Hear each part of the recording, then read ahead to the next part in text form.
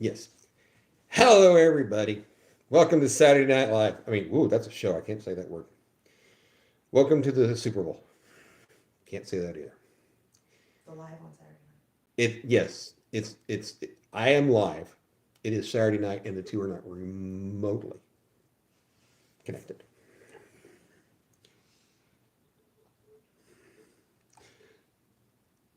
I can feel it coming. So we're going to wait for some people to come in because I know that you are all sitting out there going, "My goodness, I really wish Mike would go live because I find his lives to be entertaining, thoughtful, and invigorating." Invigorating. I didn't make that word up. So while I'm waiting for people to come in and nobody cares, um, when I was like, I don't know, in college, I was dating this girl and her friend was in the car with us. And My Prerogative by Bobby Brown, I believe, came on. And her friend from the back seat just pops up with, "I hate it when they just make up words for songs." I had to explain to her that prerogative was an actual word. Anyway, and maybe dating the girl was a stretch. Her mom wanted me to date her. She didn't feel like that was really what she wanted, but who can blame her? I've met me. So Ashton and I were out dancing tonight, and as would happen at an establishment that serves adult beverages, people began drinking those beverages. And I carry a fan with me when I go because, everybody needs their own fan club, right? Because it gets hot and I get sweaty, and I don't like getting hot and sweaty, but I do like dancing because, let's face it, I can start shaking and then 6 hours later it's still shaking and I don't have to move anything. So it's like free exercise. But other people realize that the fan blows air, is what I'm assuming, and they want to come join right next to us. Like, there's a whole dance floor, people. Please don't. I'm a fan of personal space. I just want to do my thing and be left alone. Ashley feels the same way. And we left early because Ashley had had enough of people getting in her face. Not just that there's too many people. It was too hot. There were too many people. It was annoying. And I only ran like 14 miles today, so I was like, And she only ran 14 miles today. She was supposed to run 20, but she's a quitter. Actually, she was cramping in her leg very badly. And so she stuck it out as long as she could. And her friends had already given up the ghost. So she's like, bleep this. And there we go. So I have two wonderful people. Ooh, three wonderful people watching. hey, friend. Six now. Six people. I have six people. That's this many. I can't count. Okay, it's this many. So congratulations for joining. I don't know what we're going to talk about tonight. I know that I've got my rig board right here. And I'm going to tie some rigs because that's what I do when I don't know, gives me something to do. Um, for those not familiar with the channel, God bless your heart for even watching. It's a fishing channel. And I have been doing a lot of knot strength tests. So testing all of the various knots that we all use and love and seeing if they're really as strong as people say, or if maybe we have different results with different lines and that kind of stuff. And it has been incredibly enlightening and informative to me. Um, and one of the things that I found is that 50-pound big game mono and the dropper loop just don't get along for me. I'm getting about half of the advertised strength, which is not good. So I played around with some Suffolk Superior earlier today, and I did the standard 6 half turn or 3 full turn twist on this, and I had interesting results. Now that's the crimp, that doesn't count. So at 20 pounds, I had one knot slip. 21 pounds, one of them broke. Um, on two of them, at 20 pounds and 24 pounds, the hitch knot, which is not what I was testing, testing the dropper, broke. And at 27.4, I had one where the knot again slipped. So the fix for the slip is to add more twists. So, the standard is, let me try to figure out how to tilt you guys down here a little bit. See what I'm talking about. So the way this works is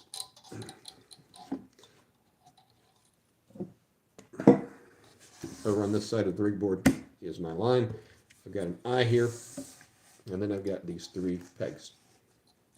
And so you go around this way so that, and then I get a loop at the end that I'm putting on another one of those little hooks. And you just kind of get a little bit of tension. So you have one line, a single strand here and here. But on the back you've got 2. And those are the ones that you fold over to make the dropper loop. So normally, like say, the standard is 6 half twists. So you do 1, 2, 3, 4, 5, 6. Well, I'm going to go up to 8 and see if that changes. So there's 7, and then there's 8. So once you have that, you have this hole in the middle. And then you take from the front peg, you take that line, and you go through that hole, which gives you this thing that looks like a body part, but we're not going to go there. So then you take that portion that you just put through the hole, which is, this is going to be the dropper loop, and you just kind of put it over there, and you pull these down, you moisten the knot, and then you pull to cinch it up.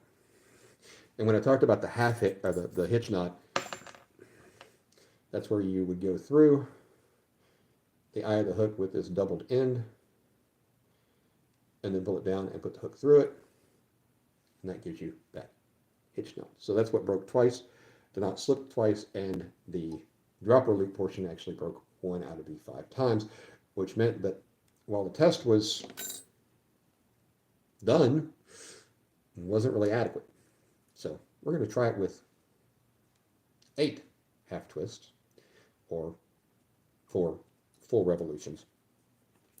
And so normally so you'd have your swivel up here at the top. You'd have your dropper loop. That's dropper loop number 1. Then you'd have another dropper loop down here, and then further down you'd have a swivel, or not swivel, a sinker.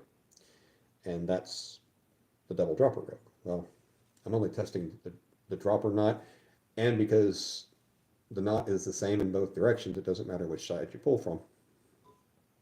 And the purpose is to test this. So I'm not making double dropper loops, I'm just making a single dropper loop.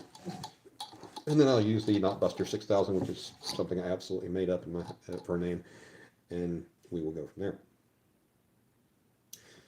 So we're back to having this set.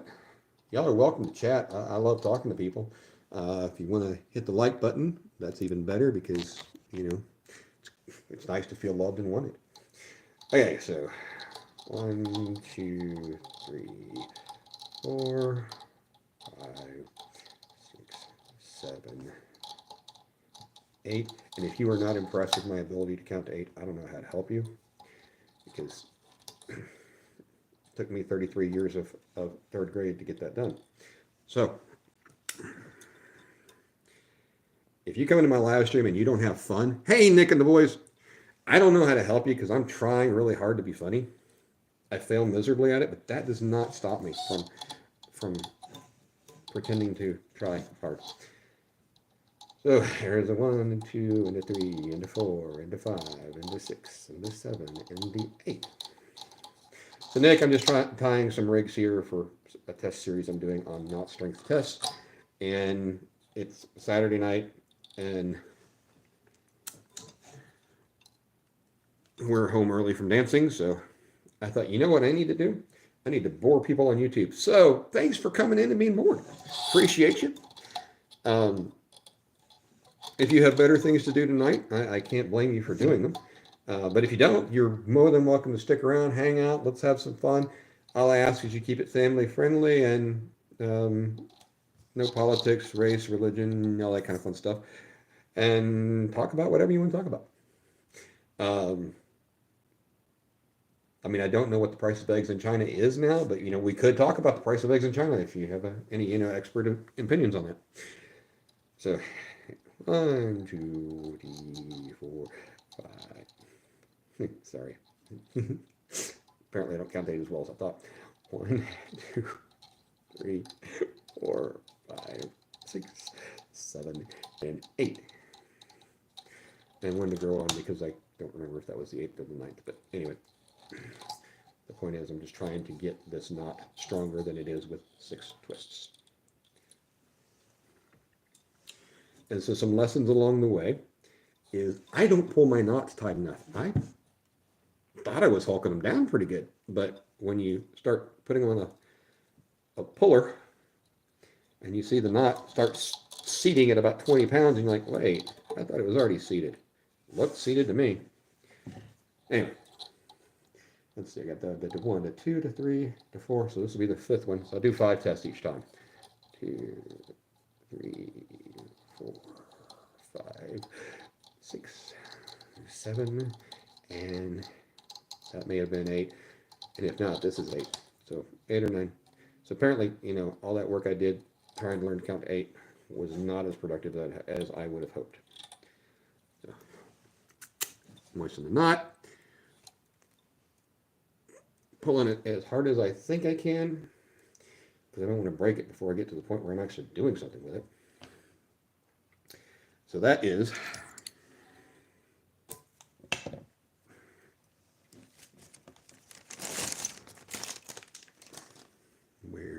where is my Sharpie now? So we'll make this a 40-pound suffix 8 turn. So I'm just putting this abomination into this Ziploc so I know what it is, and later we can put hooks and swivels and fun stuff like that on it. This part of doing a valid test is remembering what's what. I also tested some 100-pound mono and crimps earlier and had results. Not what I was expecting, not what I was hoping for. Come on, folks, I can't do this by myself. Y'all can all say howdy. You can go, hey, there's a fat guy in a blue shirt on YouTube in the middle of, or early in the in the night. Surely, he needs some company.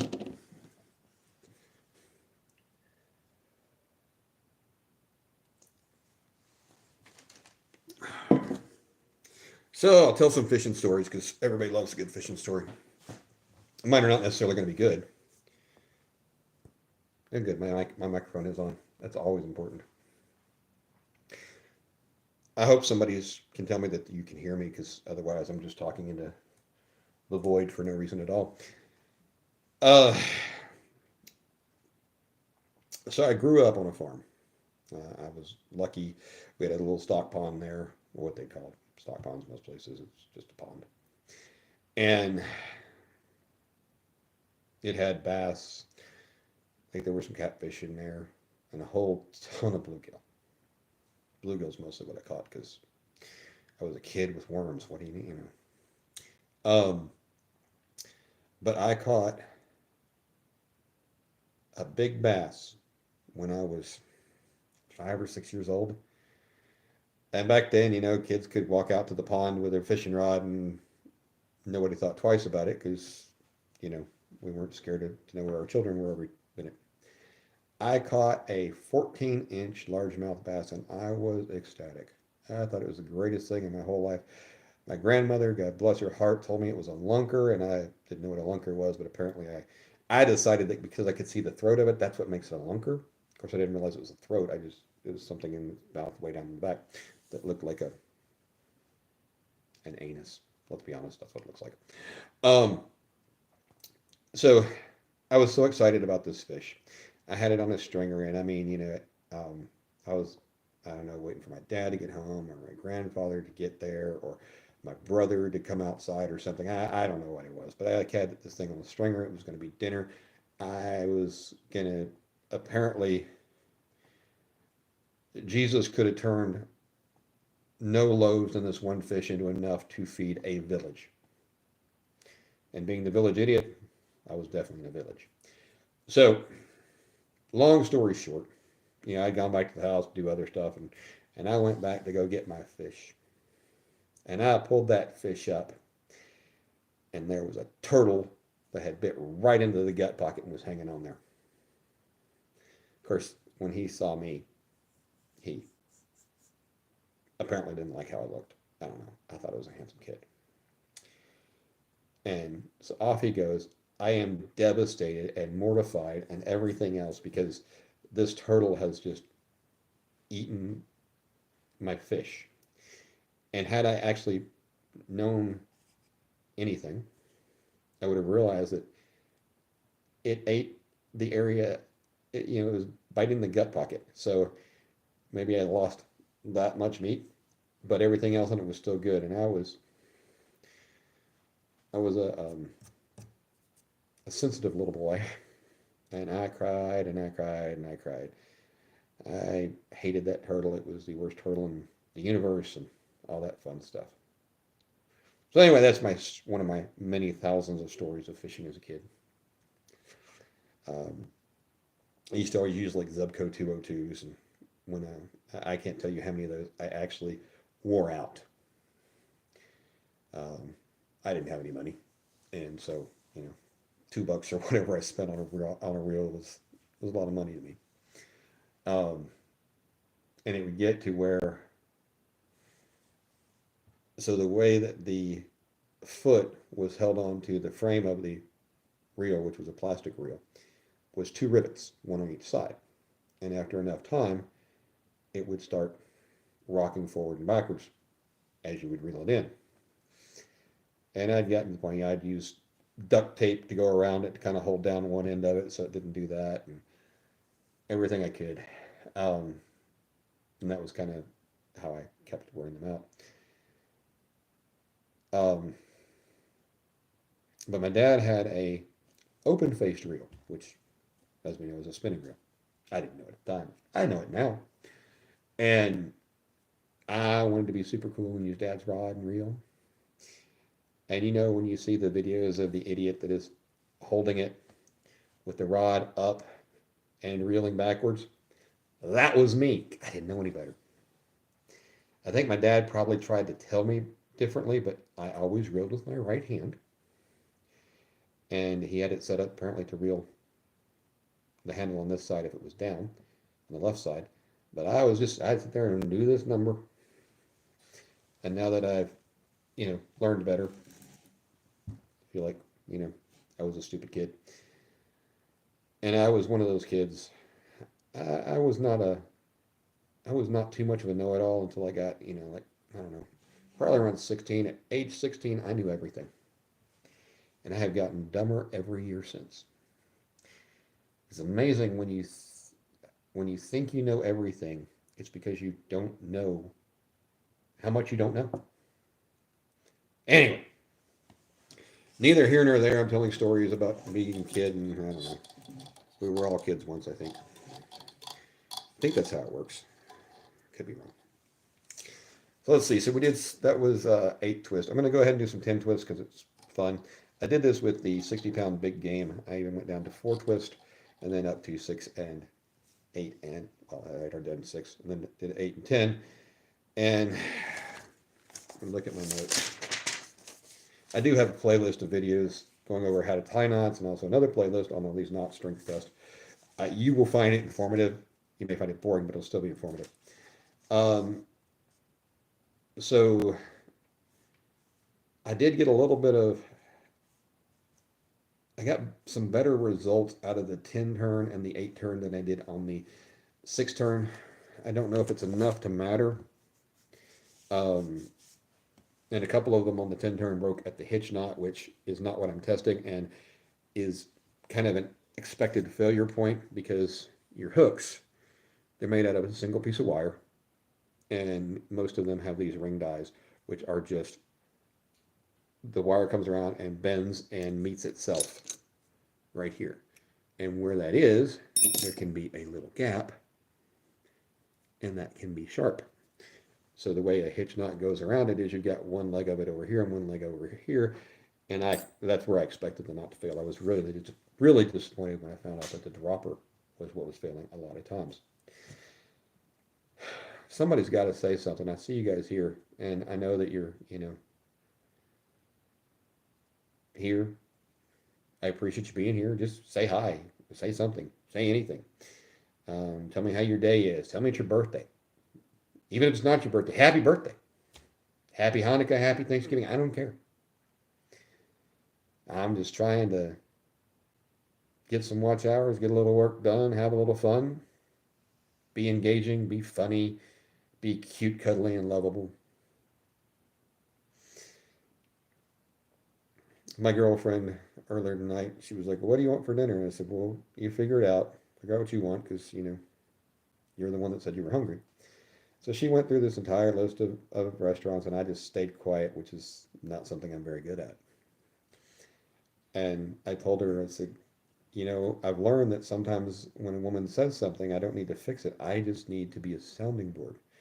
And I said, and you were making sounds, and she said, and you were bored. I said, you got it. She's a good one. She's a keeper. I mean, I could throw her back because she's lightweight. Hitch! What do you mean?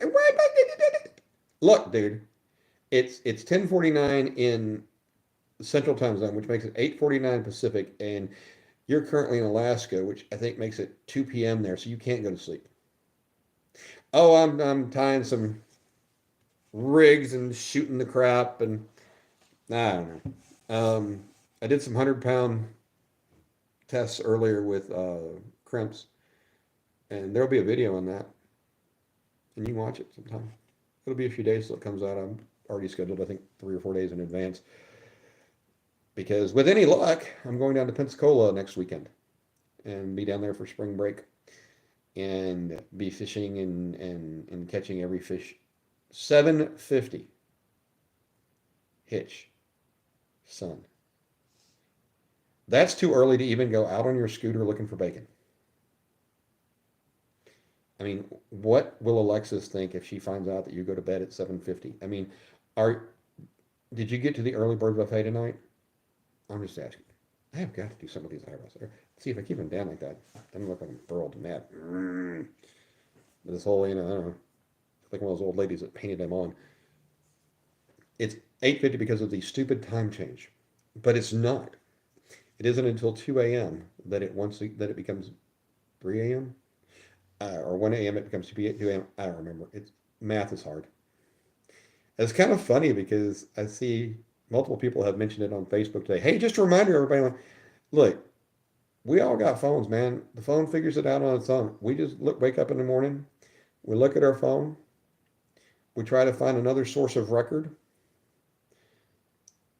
or if we have an analog clock, we look at it knowing it didn't change, and as long as our phone is an hour ahead of what that one is, then we know we've made it, right? It's not that hard. I mean, this ain't like when I was a kid when you had 53 clocks in the house you had to change. You never knew which one was right because I don't know.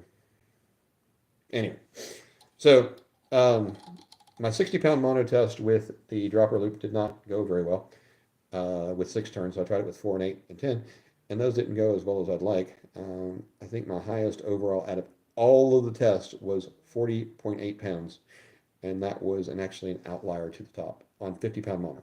I said probably 60 when I got 50.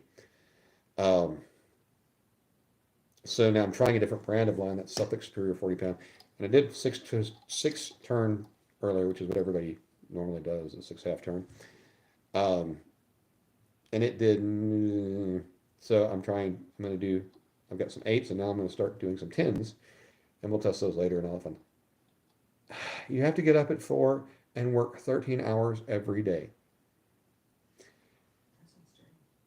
It's okay for me to make fun of that because I'm like, you sissy, because I don't have to do it. Yeah, I have a friend that works for FEMA, and when she gets called out on stuff, she will be there. And she's like, I work 7 16-hour days easily, and I'm like, I can't imagine doing that. Just work, sleep, work, sleep, work, sleep, work, sleep. But at least you get to do it. What do you do it 2 weeks at a time, and then off for 2 weeks, so you get to spend time with the family and stuff. So clearly not ideal, but if you got to be in Alaska away from your family, you might as well just work.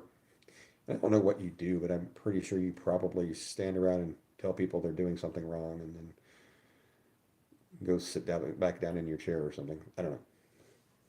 Anyway, so I'm going to start doing this one. I'm going to start tying it, and we're going to do 10 twists. So there's 1, 2, 3, 4, 5, 6, 7, 8, 9, 10. So if you were not, if the people that were here earlier were not overly impressed with the fact that I could count to 8, now I'm up in the game to 10. And for a redneck from Tennessee, counting to 10. A lot of places that'll get you a GED right then and there. Hoosier! Thank you for coming in to save me because I need it. I have apparently bored everyone else to tears. They have left crying, screaming, cussing in some cases. I don't know. I went live earlier and I was doing some rig tests. And a guy came in and said, "What are you doing?" And I told him, he's like, "I'm leaving." I don't blame you. I get that not everybody's going to be interested in that. You got to make your rounds, say hi to a few more people, and hit the bed. Catch you later, Mike. Hey, thanks for stopping in, Hitch. I appreciate you. You're a good guy. I appreciate the support and still waiting on that kayak to arrive. But anyway.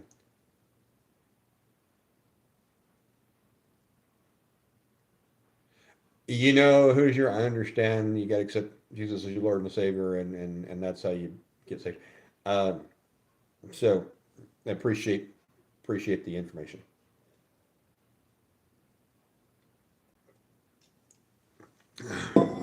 I know a lot of people who say they found Jesus. Honestly, I didn't know he was missing. So there's that. Let me see if I maybe get the horizon balance. There you go. I know you're not Hoosier. We're just having a good time trying to make each other laugh, and that's all what it's all about. So we're going to count to 10 again. Let me see if I get this right. So there's 1, 2, 3, 4, 5, 6, 7, 8, 9, and 10. Ashley is over there going, "Oh my goodness, he did it, he did it, he did it." She's wanting to go outside and she just heard it start raining. She's not a happy camper. She's going to garage shinker. She's going to count all my fishing poles for me. I was just gonna make sure mine was still out there. It is. And hello, Gigabilly. My buddy Billy. Still need you to give me your phone number, Billy. I realize you didn't want to post it in here. Ashley says, "Hey." My email address is in the about section of my channel, or somewhere in there. If you want to email me and give me your phone number so that every time I catch a fish when I'm in Pensacola and have no idea what it is, which will be every fish. Fortunately, we all know I can't catch many fish, so it won't be many calls. But I could text you and go, "Hey, what's this?" And you can go,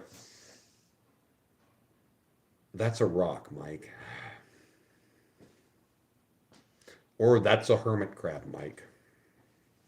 I am going to try to catch some blue crabs this time. Ashley's dad has a blue crab trap, and I bought one of the throats for it to bycatch reduction devices. I'm not sure how he's going to feel about me putting it on there, but he doesn't really use it anyway. And because last time I was there, I saw a few blue crabs in different areas that we went, but I was reeling in one of my lines and there was a blue crab on it up until he saw me and was like, "This dude's ugly, bye-bye." So I'm going to try to catch a bunch of blue crabs, both for bait and possibly to eat. We'll see how that goes. Hello, Philip. That's the worm I started out with? Oh, yes, that's funny. There you go, Hoosier. Took me a minute. Yes, I caught the worm I started with. That does sound like me. But like last summer when I was there, I did some lives and I caught a glass nose skate, which I had no idea what it was. All I really knew was it was a stingray looking thing that was not a stingray because it didn't have a stinger. And a couple of people in chat were like, "I think it's this." I'm like, "That's good enough for me." And then I caught a croaker. I couldn't figure out what it was. I'm like, "It looks like a redfish that doesn't have a spot yet." And I didn't know how long it took them to get spots and that kind of stuff. And Ashley took a picture of it. She's like, Google says it's croaker. I'm like, well, consider it's been sitting here croaking at me the whole time. That sounds right. So anyway, so now we're going to try number 3. We're going to go count 10 again. So there's 1 twist, 2 twists, 3 twists, 4 twists, 5, 6, 7, 8, 9, and 10, and maybe 11. I don't know. I'd rather error up than error down.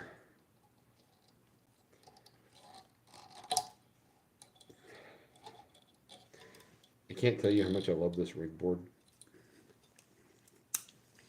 And they're very easy to make, and I'll probably make a video on that too, because, I make a video on pretty much everything I do, because I'm trying to get some watch hours out of you folks.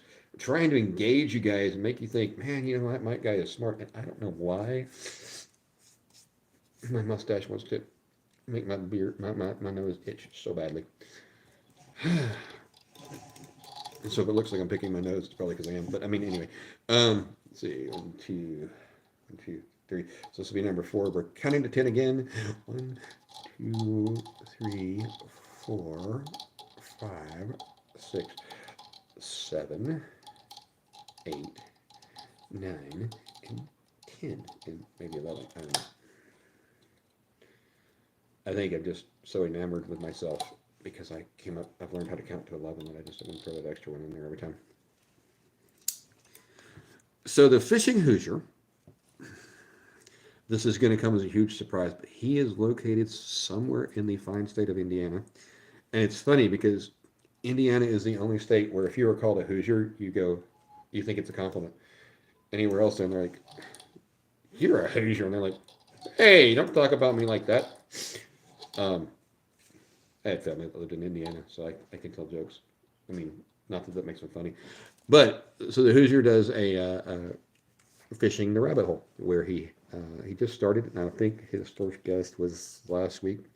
Could be wrong. And if you'll tell us what time that happened, so apparently it's Wednesday evening. And why? Anyway, so if I had my way, I'd shave my mustache off, be done with it. So Rod from Rod's Fishing Adventures will be your guest. That is awesome. Rod is a great guy. He's out of he's north of the St. Louis area, and fishes the Mississippi River and some other stuff. He's right over on the Illinois side, if I remember correctly. Yes, he is actually on the Illinois side. He's a tugboat captain, mostly retired, I believe. And so that man has stories to tell, and lots of good fishing stories and advice. And he got me, last week or the week before, he posted a video of the crappie spawn. And I'm like, crappie are spawning already? Come on, man. Then I realized it was, he was doing stuff from last year. So I was like, got all excited for nothing. The guest after that will be a pro angler. I got a commitment from him yesterday. Okay. If it's John Parker, he says he's a professional catfish angler. He's lying. He's not telling the truth. He's not a professional catfish angler. Funny as can be.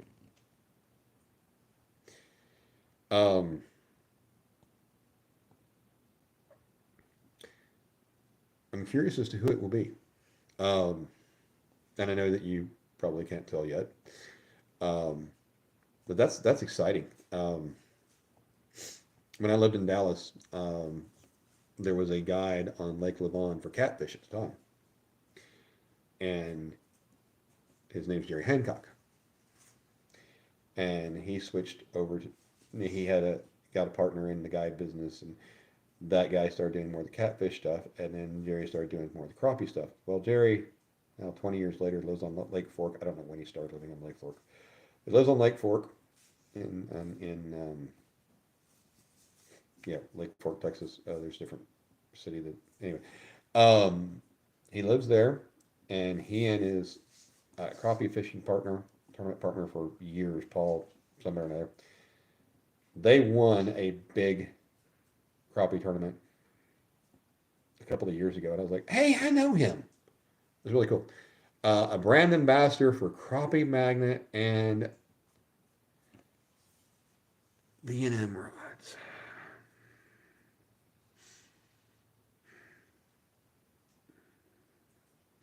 I don't think it's Wally, because Wally is no. I'm sorry, Crappie Magnet. Mr. Crappie is Wally. Wally. I want to say Hatchet. That's not right. Um, Wally. I know his name. He's from Texas. Um, Brilliant man, because he turned himself into the Mr. Crappie brand. Of course, that's clearly not him, because Crappie Magnet is a competitor. And B&M rods. I'm wondering if maybe it's somebody like 3 pound crappie, or I don't know. Anyway, I'm gonna have to watch and find out, just like everybody else. Interesting story. B&M Rod Company. They are based in Mississippi. I want to say West Point. I could be wrong about that. Um, but the B&M stands for brooms and mops, because that's how they got their start. They made brooms and mops. Interesting story. Thought I'd share. B&M Rods also makes catfish rods, and I'm trying to remember B&M. Can't think of it off the top of my head. They used to use a paracord wrap for the handle on some of their lower priced catfish rods. They make a bunch of crappie rods. They make a lot of everything. Nice company. Okay, so let's see. I've got, trying to count again. There's 1, 2, 3, 4 loops. This will be the last one. Here we go. Count 10. 1, 2, 3, 4, 5, 6, 7, 8, 9, 10.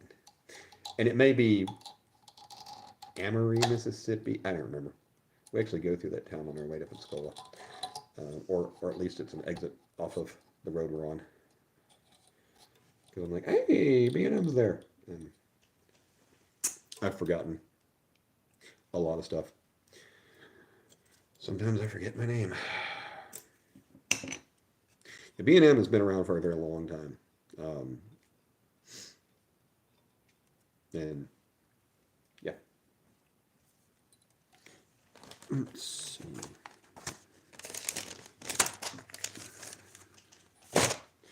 Wish I'd written these in erasable ink, although I don't know that such a thing exists, really.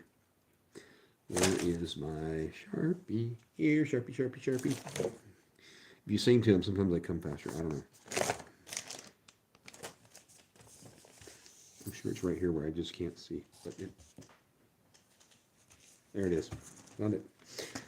So these are going to be 40-pound tin turn, because I'm going to dress these up later. But this way I keep all my little samples. Ooh, look, I caught a hook. You got to keep them separated, so I know what's what, so I don't mess up on my testing. So for anybody watching that likes crappie fishing, and since there's 3 of us watching, and I'm probably 2 of them, and Hoosier's the other one, this ad will fall on deaf ears, but that's okay. The Fishing Hoosier has a channel. He does a lot of crappie fishing. Excuse me. And he goes live periodically, and good guy to watch. It's easier. One of the great things about catfishing is you throw your rods out, you leave them there, and you go away. You just sit and wait and watch the rods, or don't even watch the rods if you use the circle hooks. When you're crappie fishing, you don't have that luxury. Excuse me for a moment. Oh! Let me leave the microphone here so you don't have to listen to me blow my nose. I'll be back.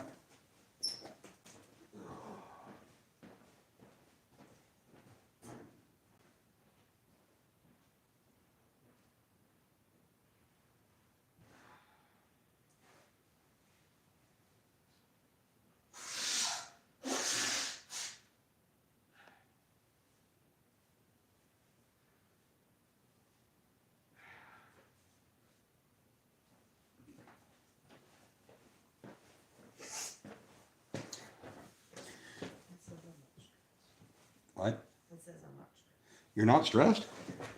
Her Garmin watch says she's not stressed. That's cool. She was stressed earlier.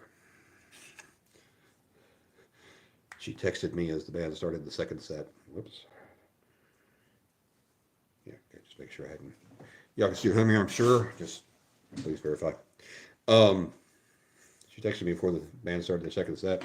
I'm out there dancing. I didn't get the message. And the guy that works the door, walked by and was like, "Man, she's leaving. She had had enough. She had done her fun for the night.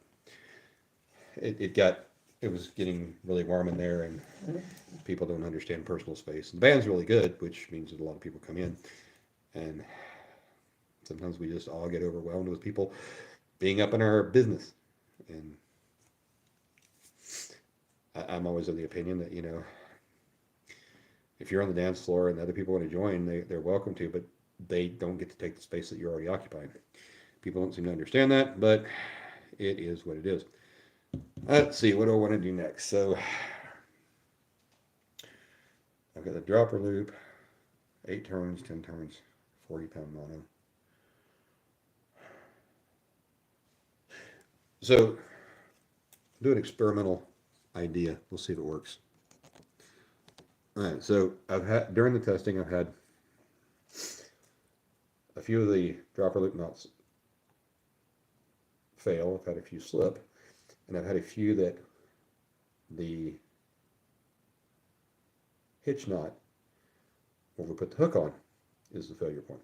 So I'm going to try something.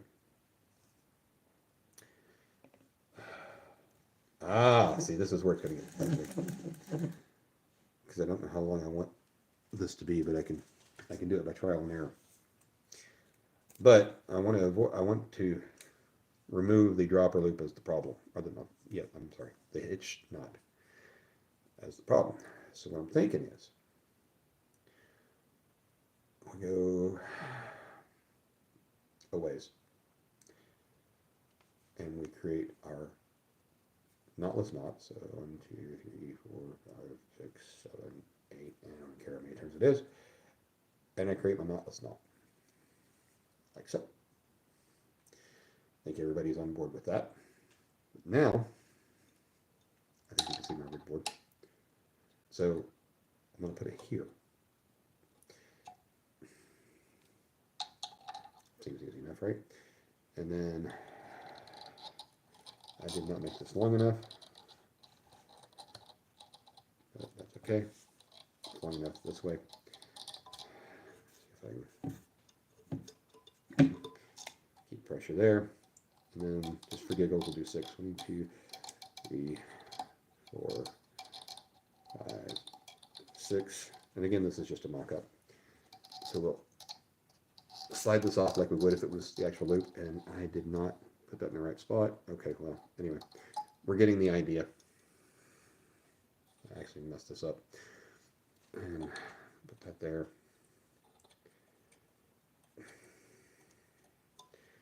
And bring this down. If I had set this up correctly, and I didn't,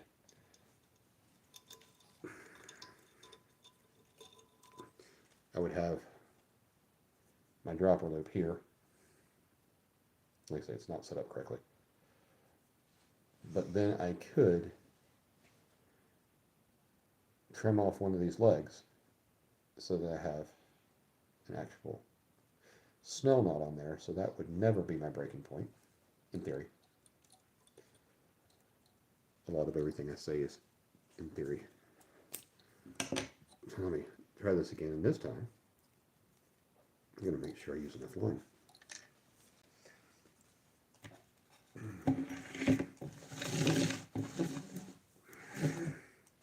Because I mean, I've got this gigantic spool, the least I could do is, use it.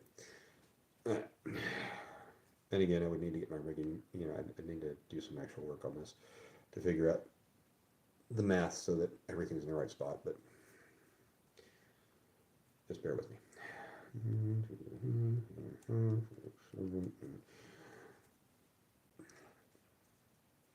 And we create our no knot snell, knotless knot, whatever you want to call it. So we put that on our third peg, or like right there. And we tie this one off over here. So we tie it off and tie it off over here. And now we get our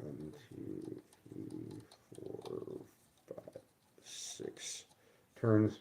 Granted, I've already figured out that 6 turns is optimal, but we're just demonstrating an idea. So we throw our hook through there, which is on the loop that we would normally throw through here anyway, so we're not changing anything up other than having a knotless knot already in place. There. So, get it off of these hooks on each end here, so I can show you. So that would be how the dropper loop would work. But of course, that's not really going to work well because, you know, you're supposed to have a snell piece. So we do that, and we snip this off here. And again, more than 6 turns would be required. But in theory, yeah. So even pulling on that, even though it's now 2 separate pieces in line, the dropper loop knot has put both of them together. So it's an idea. Hey, fishy things, good to see you. Good to see you. Welcome in, grab a chair, hit the like button, tell all of your friends that I'm live and that they need to make their lives better by being here. I'm lying about that part. So I'm playing around with some rigs, and this is a take on the dropper loop, which is going to have a no-knot snell on it. And the problem with the no-knot snell is that you have to have both ends of the line available so that you can create the knotless knot. Now you could put a different snell knot on here, such as a uni snell, etc. But the problem is, in my testing, the knotless knot is by far the superior knot for snelling. If you have any other knots that you want me to try for snelling, let me know. So the uni knot, just to go over for everybody, you know, you're going to go through the front of the eye, you're going to come down with the tag end, you're going to go around, you create this loop, and then you'll go through the loop, 5, 6, whatever times, right? The other one that I've done is you come down and you create this loop, which I think is more of a traditional way of doing a snell knot. So you get that loop, and then you know you go and you twist it around however many times you need to. And yes, I'm getting the standing end caught up in all that because I'm an idiot. So you know you do that a whole bunch of times, right?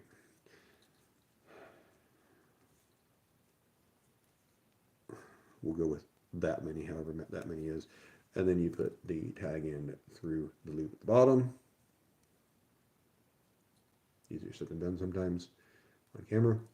And I had at least one loop escape over the top. But anyway, in general, when you pull it tight, it becomes a snell knot. And that also is not nearly as strong as the knotless knot. Oftentimes it will break. And like I said, this one had a loop that escaped or something. But it'll break about midway in the eye. And what's happening, what I believe is happening, is that the standing end is pulling and it's stretching. And it's hit this part where the hook eye loops around, where the wire loops around to form the eye. And that is sharp and cuts it.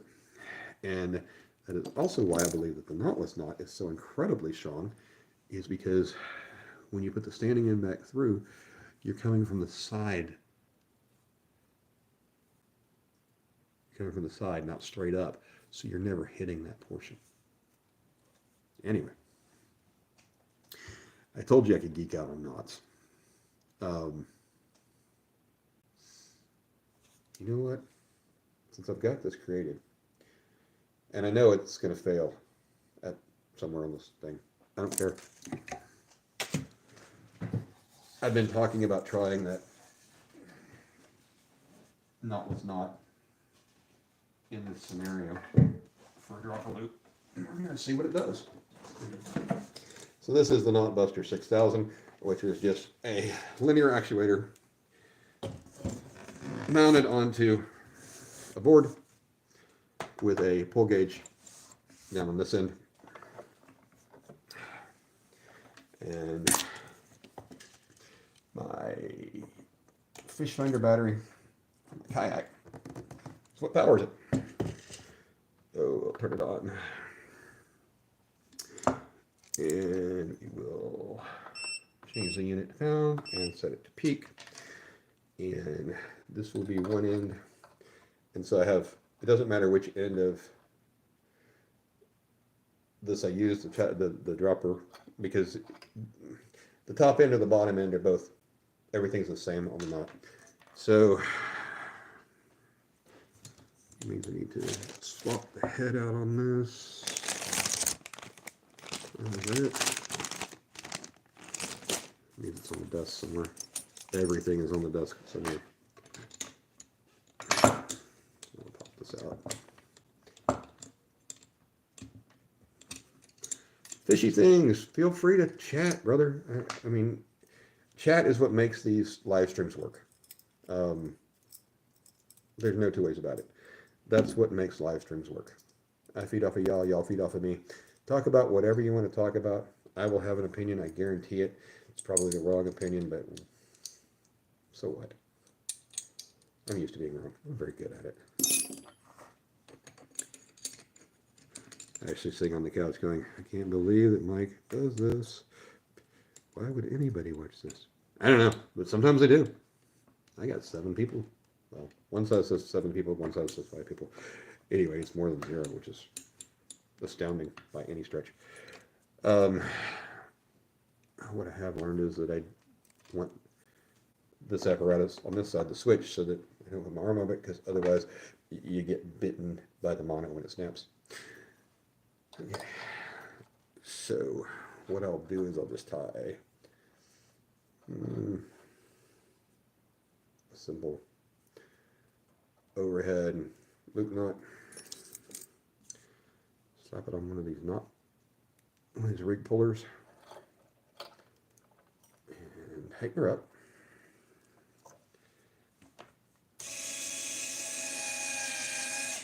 Pull this back. I'm actually going to give it one more turn so I can get more pull out of it, because my maximum length of pull is 12 inches. Okay, set it to 0. There's really no tension there. And here we go, folks. Let's see what we get out of this 40-pound mono. Again, we've got the dropper loop, which is starting to slip at 14.1 pounds, which is, again, I told you my dropper loops are failing miserably. Just absolutely miserably. The microphone that I'm using, thank you for asking. And I knew with a 6 turn that it was going to fail. I can't believe it failed that low, but whatever. And it was the dropper loop that failed, which is where we've been having these problems. So actually, I'm using the DJI Mic Mini. And so this is available in multiple incarnations. For the record, I'm not sponsored by anybody. I pay my own money for this stuff. I have gone through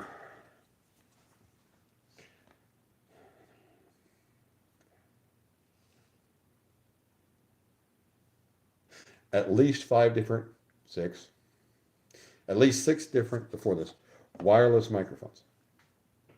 One of them was the one where the receiver, mounts somewhere on your body like your belt, and then it has a wired microphone that comes up, but it's still wireless to the transmitter, or the transmitter to the receiver. Well, with 40-pound mono, I mean, you would think that it would be better than 14 pounds, but the dropper loop is just, it's not a good knot. Not as far as I can tell. Anyway, so what I currently use is the DJI Mic Mini. And it is a buy once, cry once, type deal. The set that I have is $169. Yeah, that's a lot. You can get just the one microphone for, I believe, $69.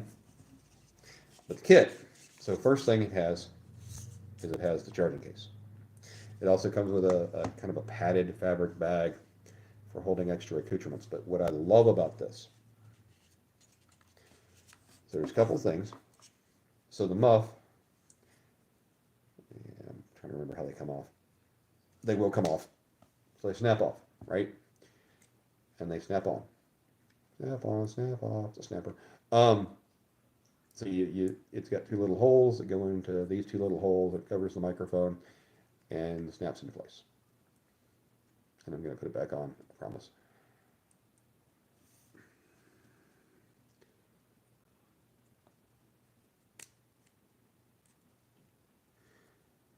So I turned it around like an idiot. What do I do here? They snap on much easier than I'm making it appear. It's lining the holes up that is the issue right now. There's enough in the way and you can't see them. There we go. So it snaps on, clicks on, nice little guy, right? Has a clip on it. It has a magnet. So you can use it with a clip, or you can put the magnet inside your shirt or whatever on your hat and then put it on there. So it comes with 4 muffs. Well, it comes with 2 transmitters, 1 receiver, and 4 muffs, 2 black, 2 gray. The 2 black ones are in the case, the bag that I talked about. So you get USB-C connection on it. You have to buy the Apple connector if you want to use that. I think it's like $19 or something, but there is room in here even for that. So you can put both of your transmitters, your receiver, and the 3.5 millimeter cable if you want to use for cameras. The USB cable I haven't been able to fit in there. That's okay. And it closes with the muffs on. That is my biggest complaint about any other sets that I've used. The case is the charger. It has enough juice in it to recharge these. I believe it's 3.6 times. So as long as you keep your charger charged, you have all your stuff in here at once, and you're set to go. Now, you're probably going, well, Mike, if that's the transmitter and it's USB-C and you're holding it in your hand, how are you using it with your phone? Thank you for asking. So the range, and I'm not going to look it up to tell you, but it's like 400 yards, meters, something like that. It's ridiculous, the range that you get when you're using the transmitter receiver combination. But you can also use Bluetooth to pair it to your phone. And that gets you the limitations of Bluetooth, which I think is like 33 feet or meters, I forget, of range in the best conditions, right? But for what I'm doing, I don't have to plug in the receiver. I can just pair it to my phone and be done with it. So I've got one that's paired to the phone and one that's paired to the receiver. They can both be paired to the receiver. You can, have 2 people with mics and all that kind of stuff. But like I say, you can get the single. It doesn't come with a case. It will come with a little charging base, but because they don't have, the transmitters don't have any connector for charging other than the little 4-pin connector at the bottom that is proprietary to them. And one of the things that I really like about this is on the receiver, you can set it to normal volume, plus 6 decibels, plus 12 decibels, or minus 6 or minus 12. And that is the only real function that's available other than pairing on the receiver. You can use the DJI Mimo app when you plug it in. You can change some other settings in there, stereo, mono, noise cancellation level, that kind of stuff. And it sticks to it. It's sticky, so it's not like, once you unplug it, the settings aren't saved, but that's how you change those settings. The sound quality I've found is very good. And I think I've already said I'm not sponsored. I paid my money for this. But I have 1, 2, 3,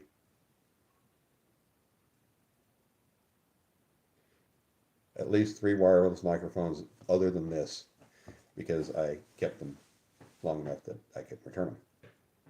I've returned some others. There's a Ulanzi set. I believe it's called the CM70 something. That looked very promising. It the issue with that was, well, you couldn't hold the muffs in the case, and you couldn't adjust the volume. Oh, the big one was pass-through charging. So what pass-through charging is, if we're using this on our phone, so we plug the USB-C into here, and we plug this into the phone, this can still charge the phone. Ulanzi didn't have that ability, which is absolutely horrible. Otherwise, it would have been a keeper. That was the killer for it.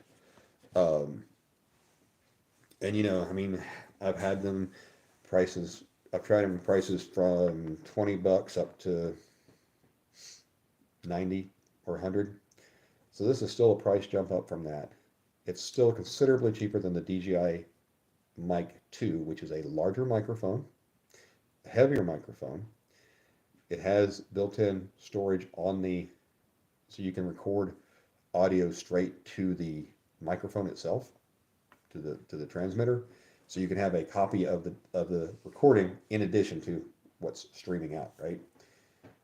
Seems like a great thing to have, great feature. Don't know that I'd use it. I could use it as, if I wanted to have like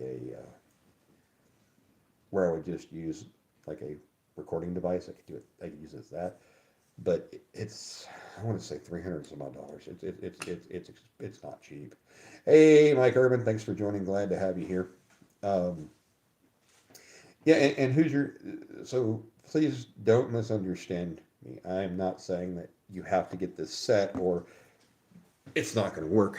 Um, Another, this is the only set that I've seen, at least up to this price point, where you can keep the muffs on there and it still works.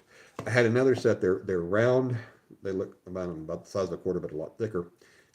But the muff goes over the whole microphone, which means you can't see the buttons or the lights. Even though you only need a little portion of it for the microphone.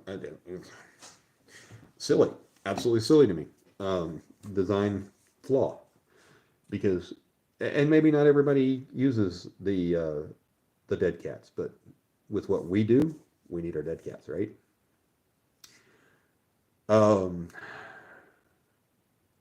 Another set that, I mean, it's not nearly as good sound quality, but I'm not an audiophile. I don't care as long as it sounds decent. But you have to charge each of the transmitters separately. You have to keep track of the cable. You got to keep track of whether they're charged or not. This one, you just keep the box charged, and you're good to go. Now the DJI Mic 2, which is, again, this is not it. On its receiver, it's touch screen. You can change a bunch of settings from it. So it's a nicer microphone setup. I cannot tell you the number of times. I mean, it's not a huge number. But like the other day, I was going to do some live streaming or recording. So I opened the box. So I was going to grab my microphone. This one's in the wrong spot. I was going to grab my microphone. I'm like, well, where's my microphone? It was on my shirt that I was not wearing anymore. You forget it's there. Actually, it came up to me one day and she's like, there's something on your shirt. And somehow I had the magnet on the outside and the microphone inside. Anyway, I never said I was brilliant. But I thought it was funny because there have been multiple times I just forget it's there. And because of the ridiculous range that it has when you're using it with the ridiculously good long distance with the transmitter and receiver combination, the fear is you walk off camera to visit nature and forget to mute it. So that's definitely a fear. Hello, Stacy. Good to see you. Bank Fishing Adventures is here as well. So anybody who's watching, I mean, there's granted 6 of us in here, and I think we all know each other at this point. But for anybody who happens to come across this later, everybody, Fishing Here has a good channel. Bank Fishing Adventures has a good channel. I don't know if Mike Irvin has a channel. He's a big supporter of us, though. He's in lots of live streams. Live streams. Sorry, first day with my new mouth.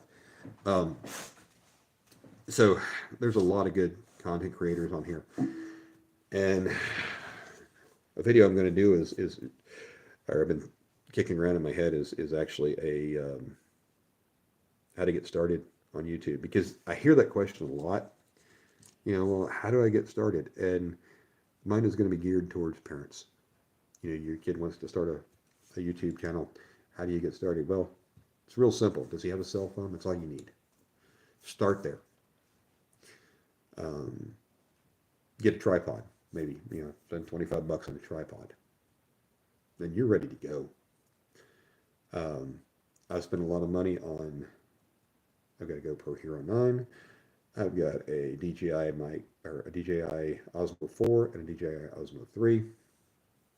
I've kind of switched to the DJI ecosystem from GoPro because my GoPro overheats all the time, and I'm just not happy with it. I've thought about throwing it away a lot. Yes, Bank Fishing Adventures does indeed have naked catfish all the time on this channel. I mean, if you're into that kind of thing. I mean, I'm just saying. Um, but I think we all overdo it when we first start off, and I think about younger people that want to get into this and like, well, what do you need? Honestly, if you have a cell phone, the cell phone camera is good enough. Yeah, see, I even went down to 1080p and 30 frames per second, and I would have it. I've, I've had it overheat inside the house. 70-degree house. Um, and I'm on my third GoPro Hero 9. The first one overheated so badly I sent it back. The second one, when I flipped my canoe or my kayak, the kayak I was in, it got water intrusion even, so it was supposed to be safe up to, I don't know, 15 meters or some nonsense. But I think the force of how it went in the water gave it the water intrusion, and it went belly up. So I'm on my third warranty replacement. Hello, Pontoon Jody. Good to see you. Glad to have you in here. I'm really not doing anything super important. I'm going to be setting up some tests for some more uh, strength pulls and that kind of stuff. And I did one live on here for giggles because I wanted to see if the thought I had was a good thought that would work. And yes, it did work. Unfortunately, we're still stuck at the problem we had earlier today, which Jody was there for, which was that the dropper loop not. I just don't have good luck with it. The strength is just not there. And Jody, of course, um, pointed out the obvious of just using an inline circle hook and, just don't worry about the dropper loop. But that is a solution to the problem. But I'm trying to find a better loop. So for dropper rigs, because I mean, I'm getting less than half of the stated, well, in many cases, less than half of the line strength, and that's abysmal, and I hate that. And I've learned so much through doing these tests that I was not sure how much I would enjoy these tests, and the tests are a little tedious. Don't get me wrong, but I have learned so much. Um, Usually one of the lines breaks on the dropper loop. Yes, that's I've had three specific problems with the dropper loop. The dropper loop itself breaking, which is issue number one here. Get it so you can see my face better and less on my belly. The dropper loop itself breaking, which is the number one issue. I've had the dropper loop slip. Hey, Kedra. Hope you and Tito are doing well. Fishing with Kedra and fishing with Tito, that's her husband. They are channels out of northern Mississippi. If anybody is interested, you please look them up. Um, one of them is that the dropper loop itself will slip, which means it tries to pull down the hook, and I have 12 inches of pull available, so I haven't been able to test all the way to the end of the knot breaking, but yeah. Um, and then the other is that hitch knot at the end where you've got the dropper loop coming off and you slide your hook on. And I've never liked the way people do this, but I'm testing the way people do it, right? And then maybe we find a better way.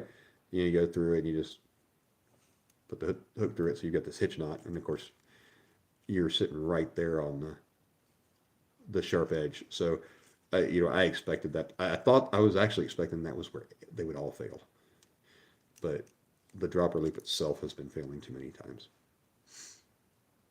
Um, so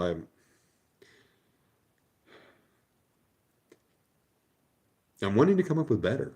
Um, yes, you can do like an inline snell and then go to the second one. I know we do that a lot. Um, but I was looking specifically for something that takes it off to the side a little bit, because a lot of people use that setup, and I'm just looking for, I'm trying to improve things. I'm trying. I didn't know when I started this. We all have preconceived notions, things that we've been told all the time, and have just become fishing facts. And I really thought that I would just prove that those assumptions are right, but I've actually disproven a few to myself. One of which is that the Palomar is 100% knot. I have I don't think I've had a Palomar hold up to where the line broke not at the knot. Now, if you want to say it does 100% of the line's rated strength, so like 50-pound mono, on 20 pound I've had it pull, and I think most of them were actually above 20 pounds, but the line breaks at about 28 pounds. So 23 pounds on a 28-pound breaking strength is not 100% knot to me. So, um, and then, there've been all kinds of outlandish claims. I love one that I watched the video. The guy advertised it as a 200% strength knot. You can't test that. If the knot is twice as strong as the line's going to break at 100%. You can't test it past 100% because your line is broken. I don't know how and there's a lot of, I see a lot of knots on channels that, they just have music in the background that's usually not very good, and they don't tell you what knot it is. They're like, here, the best knot, the only knot you need to know, and there's like 50 of the only knot you need to know. And I kind of wanted to also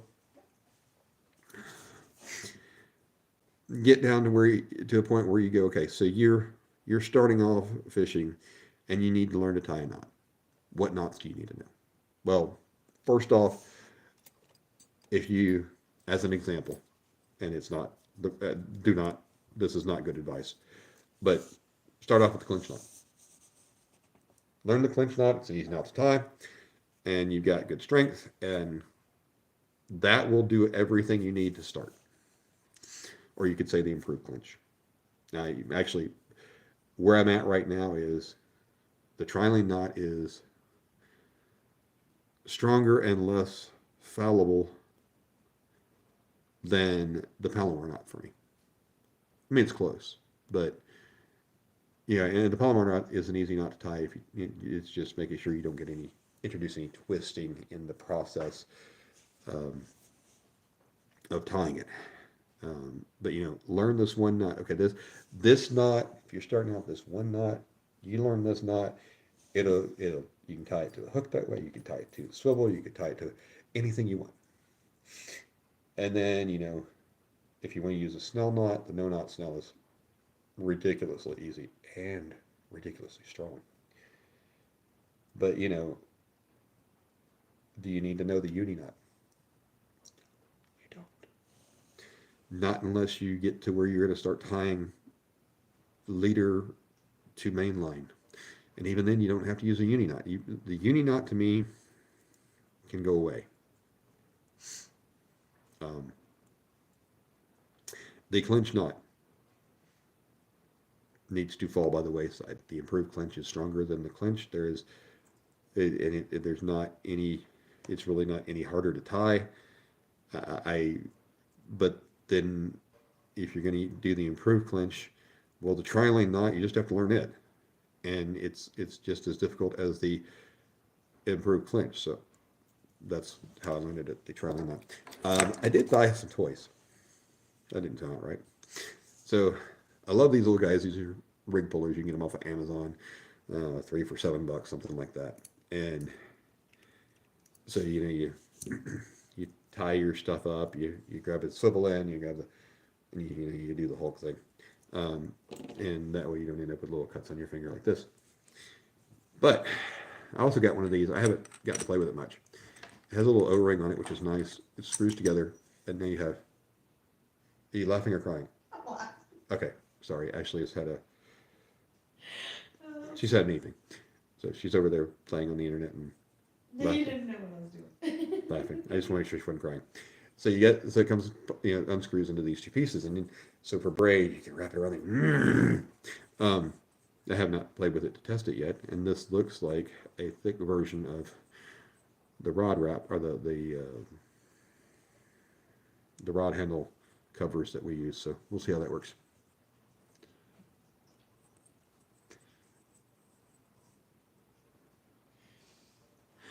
So what are the two knots that you tie? And that's really where I'm going with this too. So I want to reduce the number of knots. So my goal was to, at least for me, make a lot of knots irrelevant. We all talk about arsenal. I hate that phrase, but I don't need the clinch knot anymore. The clinch knot can go away. The improved clinch can go away because the trilene knot is just as about as simple as to tie. Now, where I will say that we need to worry about different knots, and this is going to become a focal point for me as well. This is 100-pound mono, also known as weed eater string. Which loop knot do you tie, Hoosier? Do you tie the one where you tie an overhand knot and then come back through it and all that, or do you do the doubled over and basically a triple surgeon's loop knot? So this stuff is nasty. This is thick. I can't imagine what any of these knots. You know what? I can't imagine it, but I can. Look, I got stuff right in front of me. Let's have some fun. Let's see if we can tie a trilene knot here. I'm afraid of what this is going to look like. So, do this. Lord. Can't believe I'm even doing this. 1, 2, 3, 4, and 5. And then we'll go through both of them. And we'll do this. Oh, Lord. Lord have mercy on the soul. Okay, so I'll grab this little guy, go around it a few times, grab one of these. I don't know why I'm doing that. Lord.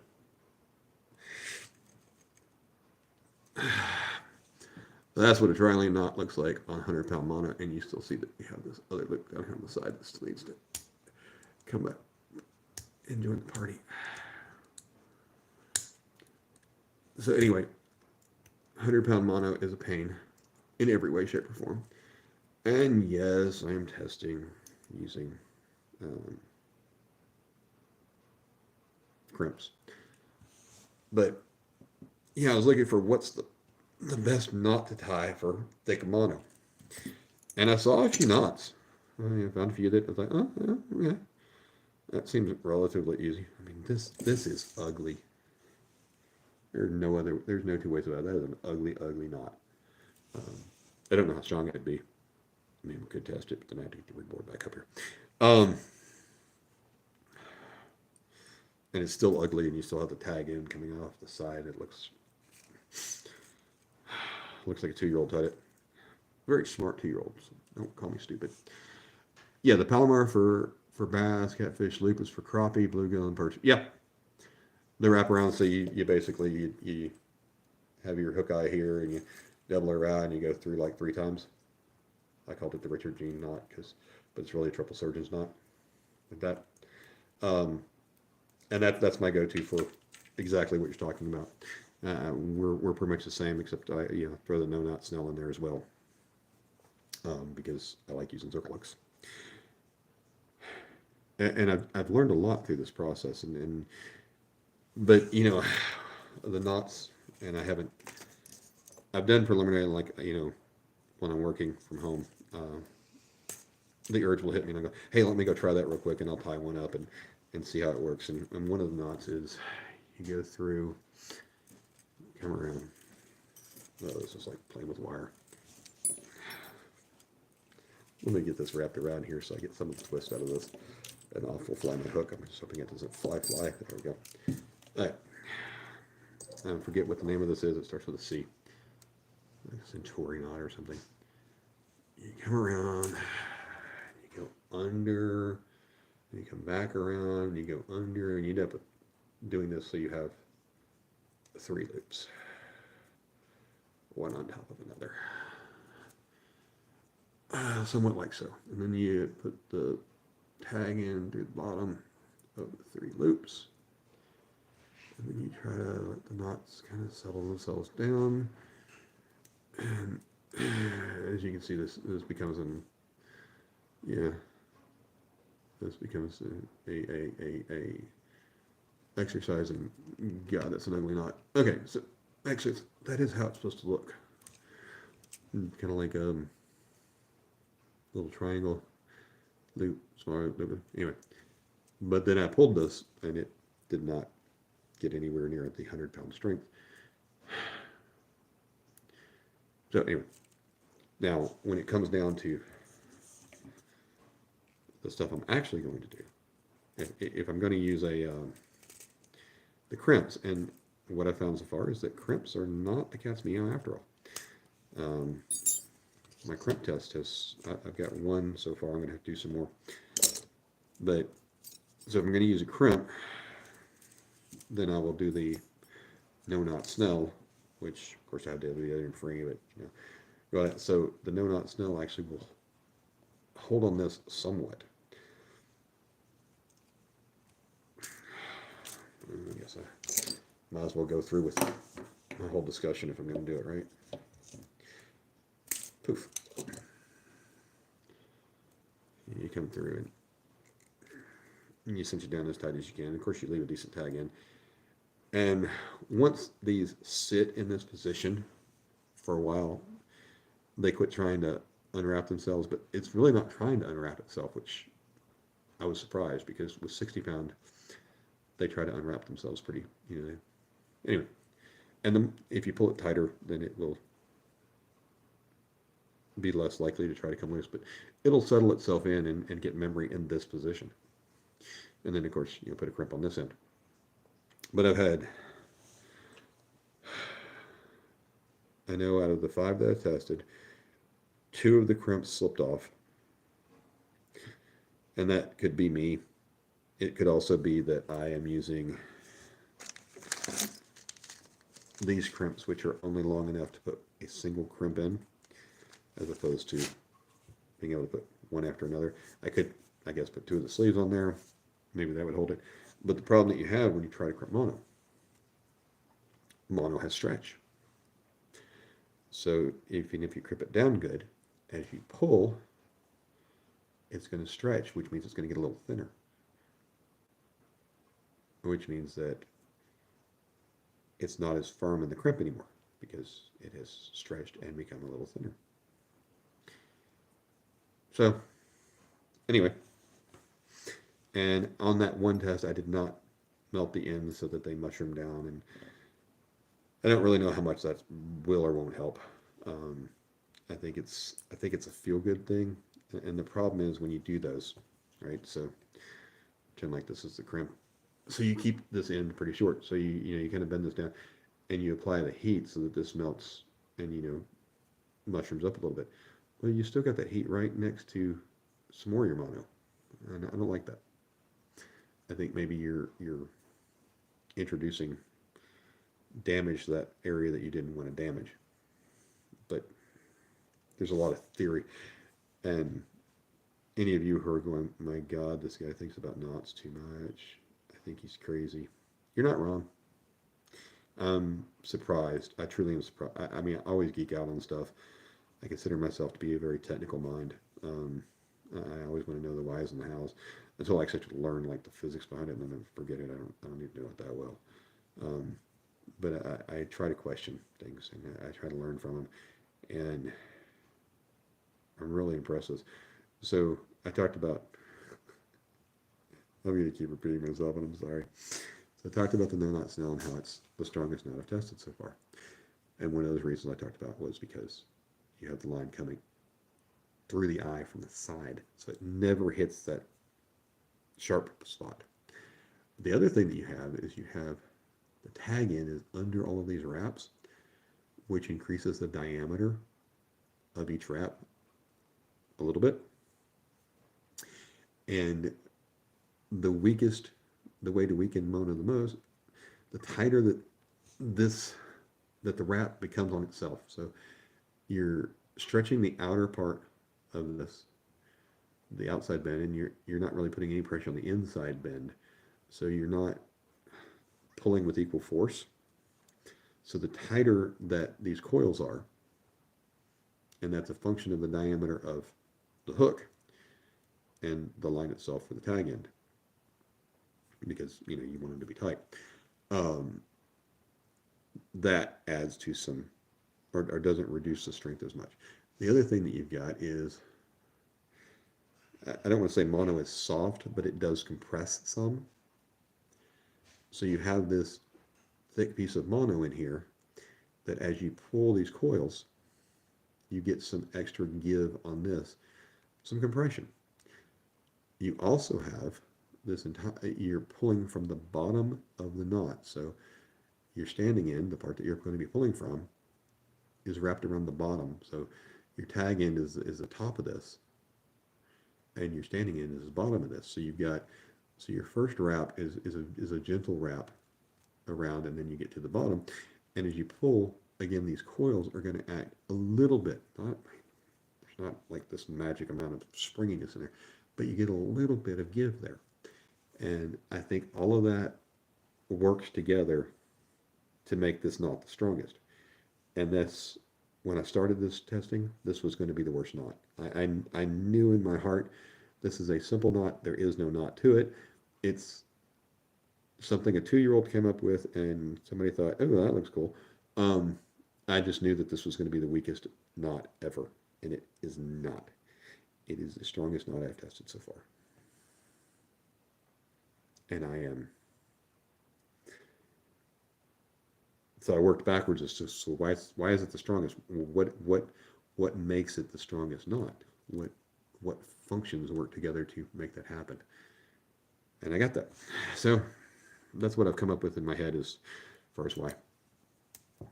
Oh, God, I appreciate you guys sticking around. I appreciate the thumbs up. There's 3 of us still in here. I can't imagine why you're still here. I would have gotten bored a long time ago if it weren't for me being the one that's doing this. And when I started in this series, one of the things that I disliked about what I'd seen on other channels is most of them were bass fishing channels. So they're testing 14, 20-pound line. We fish for catfish. 20-pound line is for our sinkers. You know, how do these knots fare in stronger lines? Because, you know, I mean, I showed you what the trilene knot looks like at 100 pounds. It's ugly. Does it retain as much strength at 100 pounds mono as it does at 20 pound? And those are questions I wanted answered. The other questions I want answered, you know, I'm not trying to get into some ugly knots.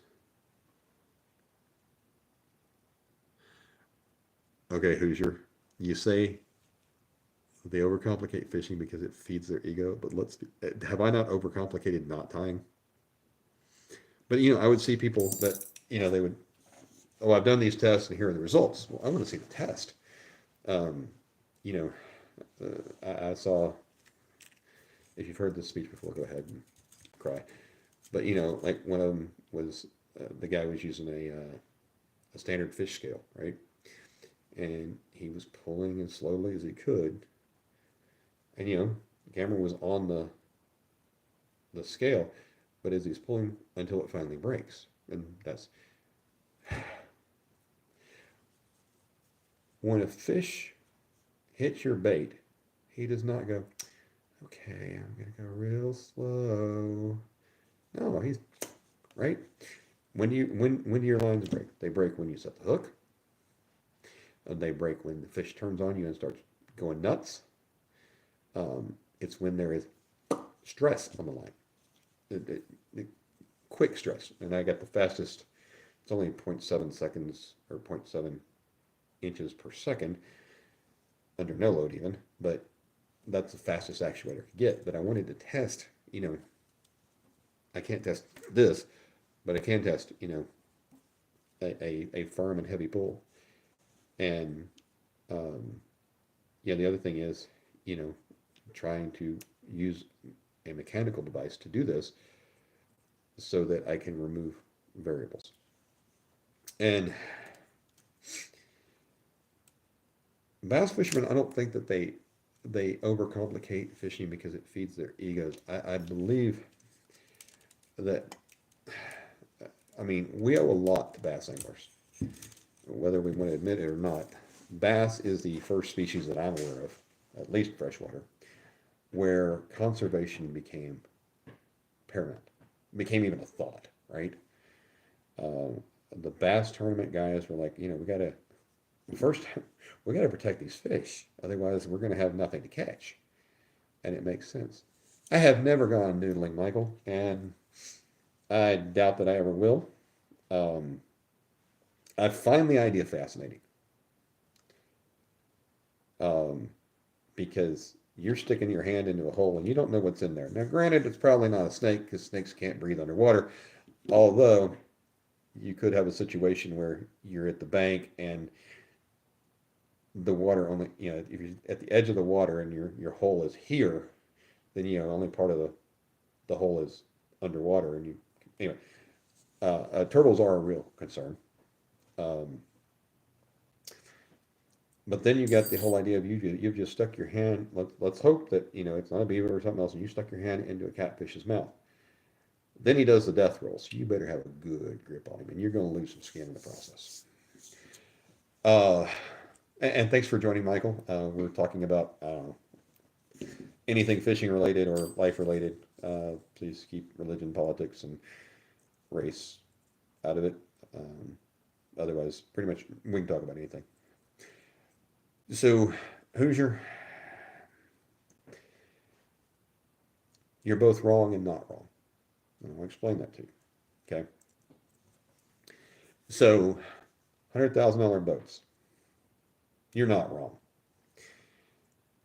Boats have gotten far too expensive. I would love to see a horsepower limit on boats because, I mean, the boat has one, but I mean, as far as tournaments go, let's stop spending the most we can do. Well, thank you, Michael.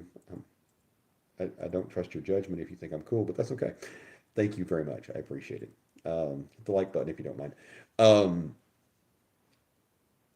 so outboards have gotten ridiculously expensive. 20 years ago, I remember seeing I think it was 200 horsepower Optimax. Now, granted, it was 1999. It was probably 2003 when I saw it. And the Optimaxes were problematic, especially the 1999 model. I did have one blow up on me. I bought it with like 38 hours on it. Had my mechanic check it out. Everything was great. Power head popped it. 43. It was going to be $5,000 for new power head. Cost me $800 when I went. I went to market. I said, look, I did everything right on this. I took the mechanic when I bought it. It has 43 hours on it.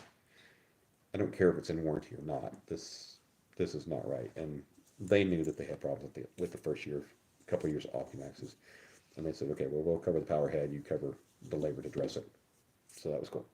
Um, but it was like $10,000 for a 200 horse Optimax, which was the leading DFI technology at the time.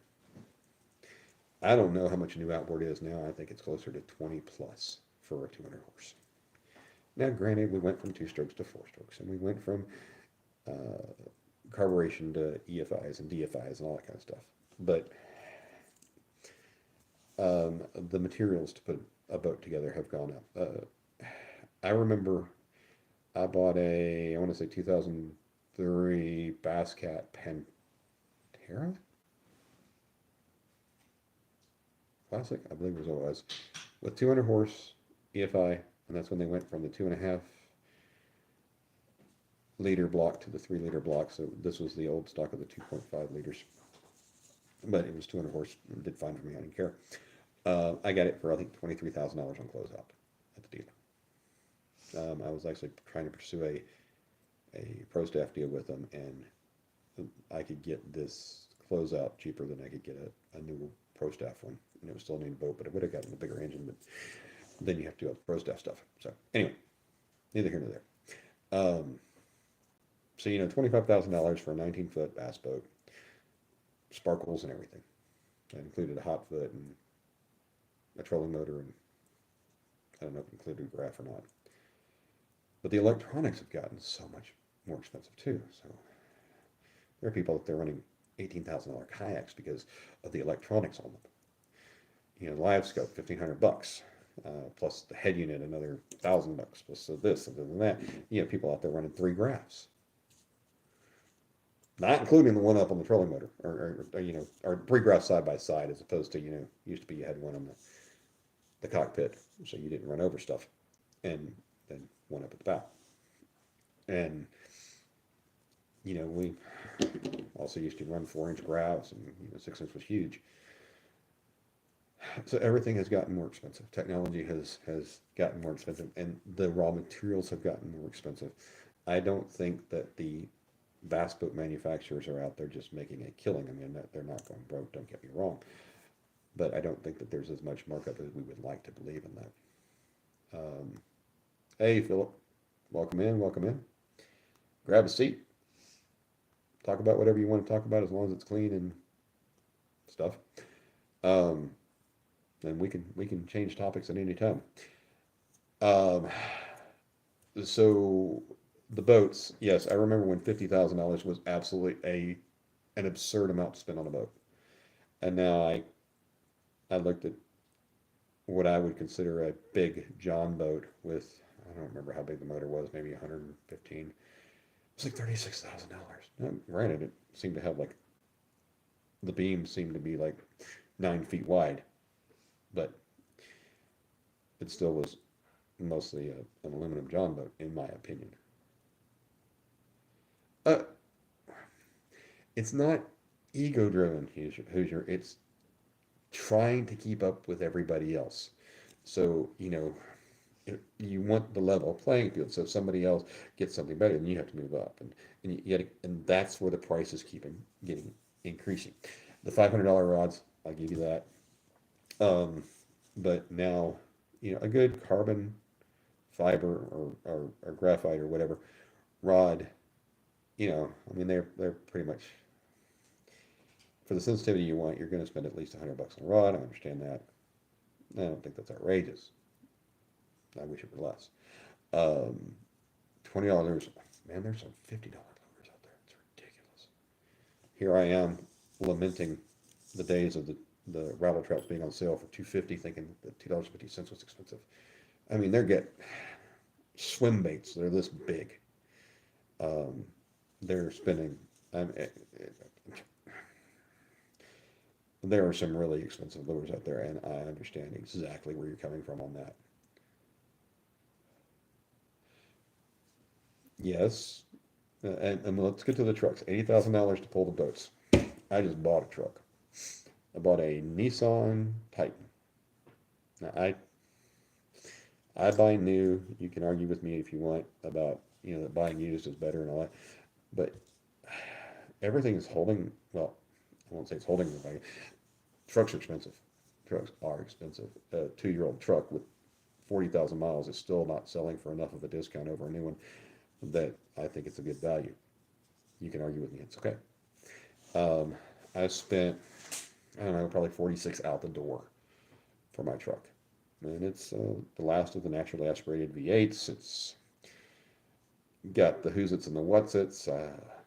Adaptive cruise control is the greatest thing since sliced bread.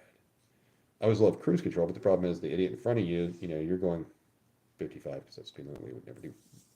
And you're going 54, you're going, moron, now I gotta slow down until everybody passes all of those, so then I can get around you, and then, rinse and repeat. Well, with adaptive cruise control, you're like, I set it at what I want to go, and if the guy in front of me is going slower, it says, we're going to slow down for him. So I think that's cool. But, we've got so many, I've got parking sensors in the front and the rear, and I've got emergency braking if I decide not to stop in time. The technology in our trucks, in all of our vehicles, has gone crazy. I mean, gone are the days of crank windows, right? 47,000 airbags and catalytic converters and emissions, this, that, and the other, and some of the new technologies like selective cylinder shut off and adaptive fuel management, all this kind of stuff. That's one of the reasons I bought the Titan. It is the last naturally aspirated V8, and it was the last year for him, so that's why I got it. I'll probably take a hit on resale value because they're no longer being made, but I hold on to my vehicles for 10 years plus, so it doesn't matter. But yeah, trucks are expensive, and that's the least expensive full-size truck out there. And then you got people, Chevy and such, they're doing, like twin turbo four cylinders. I'm like, I can't wrap my head around pulling a boat with a four cylinder, no matter what. Um, so I mean, yeah, gone are the days of. I mean, I remember 2003. I bought a Chevy truck for $23,000, new V8, enough bells and whistles for me. And those days are gone. I get that. Um, but you're trying to stay competitive. If you're going to be competitive in a field, you have to have the same or better equipment than the next guy, which is why so many people don't like live scope. I don't believe it's cheating. I believe that it's expensive. I believe that if the electronics companies weren't putting so much money into these tournaments, that they probably would have never been allowed, because there is it changes the dynamic. You got to keep, like I say, it keeps getting, you got to be faster than the next guy so you can get to your spot faster. Um, and it's not so much ego driven as it is competition driven. And to be competitive, you have to have the latest and greatest. And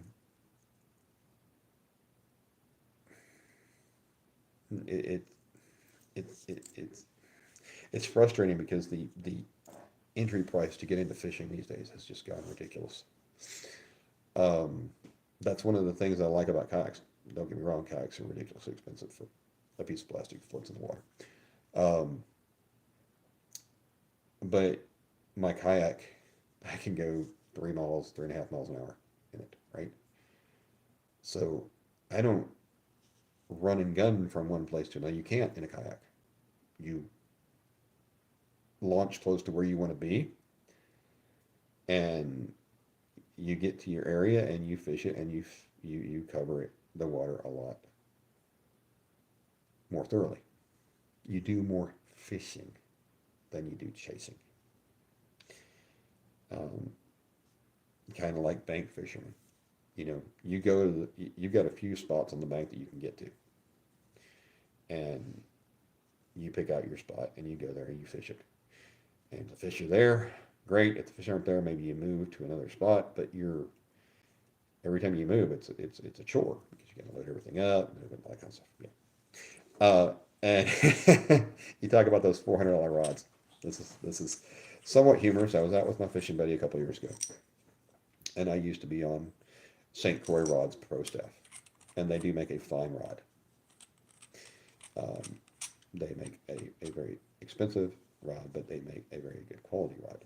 Very sensitive, all this kind of stuff. When I was bass fishing, like I say, I was sponsored by them, and I could get my rods at half price, or Pro Staff is what it was. It was not directly through them; it was through like a distributor or something, or a marketing group, whatever. So I get my rods for half price. So my $300 rod, which was their most expensive roughly at the time, was $150. So I had one of the $150, well, $300 Legend Elite rods, and back then they had a lifetime warranty on them. I was out with my buddy, and we were fishing, for white bass, and we were bouncing um, jigging spoons, and I set the hook on what ended up being about a pound, pound and a half fish, and that rod snapped, and you could hear the absolute pain in my voice. Granted, the rod was 20 years old or close to 20 years old at that point. But the words out of my mouth was, I just broke a $300 rod on a pound and a half fish. And I contacted St. Croix, and they said, well, um, their warranty had changed. And I think it's now 3 or 5 years. And I said, well, so they said, they offered me some kind of deal. And I said, look, no, when I bought this, it was a lifetime warranty. And, I expect you to honor it and all this kind of stuff. And they did not give me anything. They're like, okay, so yeah, under the old program, and let me check the serial number. Yeah, you're right, all this good stuff. And I probably actually went to them that way because I noticed on their website that the warranty had changed. I probably approached them with, I'm not under the new warranty terms. And they're like, yeah, send us $50, tell us what rod you want. You have anything you want. And they sent me a replacement for $50. And at the time, that rod was now $420. So anyway, and so Hoosier, you talk about live scope. I'm going to tell you why I don't like live scope. I work in tech. I am a tech junkie, or used at least really used to be a big tech junkie.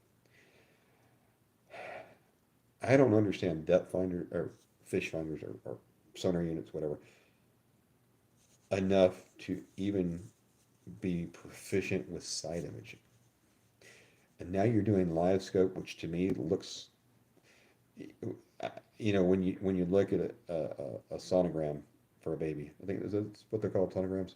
Mm-hmm. Yeah, Ultrasound. ultrasounds. Yeah, and these doctors can look at this. I don't know what they're looking at, and they can tell gender. I'm like, you high? How? I don't know what you see there. I mean, we're talking about. I can't even. I can barely make out the fetal position shape, and you're telling me you can check gender? That's how I feel about live scope. There are people who are very proficient at reading it, and they're good. And it gives them a huge advantage over me. Because I could be doing the same things you are and looking at it and going, oh, I don't know what that is. I was watching a crappie fisherman. They were doing a panel. I think it was, I don't remember who it was actually. But he said that what he likes about live scope is he can pull up on fish. And his phrase was, I can cull them before I catch them. I can see what size the fish are. And I can target the biggest ones of the group, or know that they're all too small and move on. Don't waste my time catching these. These are not the fish I want. Yes, there are fish there. They're just not the ones I want. And to me, that was profound. Because, I mean, I'll take him at his word that he can look at this live scope and know which fish he's targeting. Now, it doesn't mean that's the one that's going to bite, but so you stay away from the smaller ones and you go for the bigger ones because the little ones aren't going to win. You've already got your little ones. And I thought that was very interesting, and I believe the guy, and I believe that he's that good with his live scope that he can do that. I've been out with my fishing buddy, and one of his friends was out there, and they have live scope, and he's like, okay, so the fish is about 15 feet in front of you over to the right. And he would tell me where the fish were because he was like right there next to us. And I thought it was interesting. I thought that is a really good tool. And if I spent the time and energy necessary to master it, I bet it would make me a better angler. I would rather throw my hook in the water and fish. I think that fishing with live scope is overly technical now. I don't begrudge anyone having it or using it. I think it's cost prohibitive to a lot of anglers. And I think that, I'm not going to say it gives you an unfair advantage. I believe it gives you an advantage over me. And because it gives you an advantage over me, that makes it unfair. I found it interesting that a couple of kayak companies in the last year have come up with somewhere between a kayak and a boat. These things weigh close to 200 pounds. They can hold a ton of weight. They are barges more than they are nimble kayaks. This is not something you're going to throw on the top of your car. This is something you need a trailer for. Super stable, all this kind of stuff. You can stand on them and fish and not worry about falling off the side, that kind of stuff. I think that they're very interesting kayaks. But they've actually are not allowed in certain kayak fishing leagues. And I've seen live scope in the last couple of years.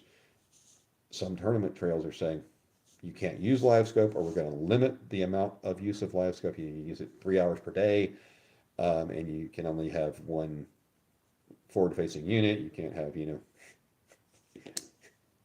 $200,000 worth of electronics on there. And I, I think I'm surprised that it took them this long. I think once they allowed it, they can't back it off, but they are. And I think it's interesting. And I'm surprised that as much money as these electronics companies spend sponsoring these tournament trails, that they even had the guts to do it. Um, and I don't like the phrase cheating. Cheating is catching the fish, putting it in a basket, and then coming back and pulling it out during the tournament.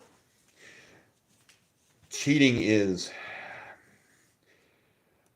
knowing that fish are in this one area and cutting trees so that nobody else can get to it.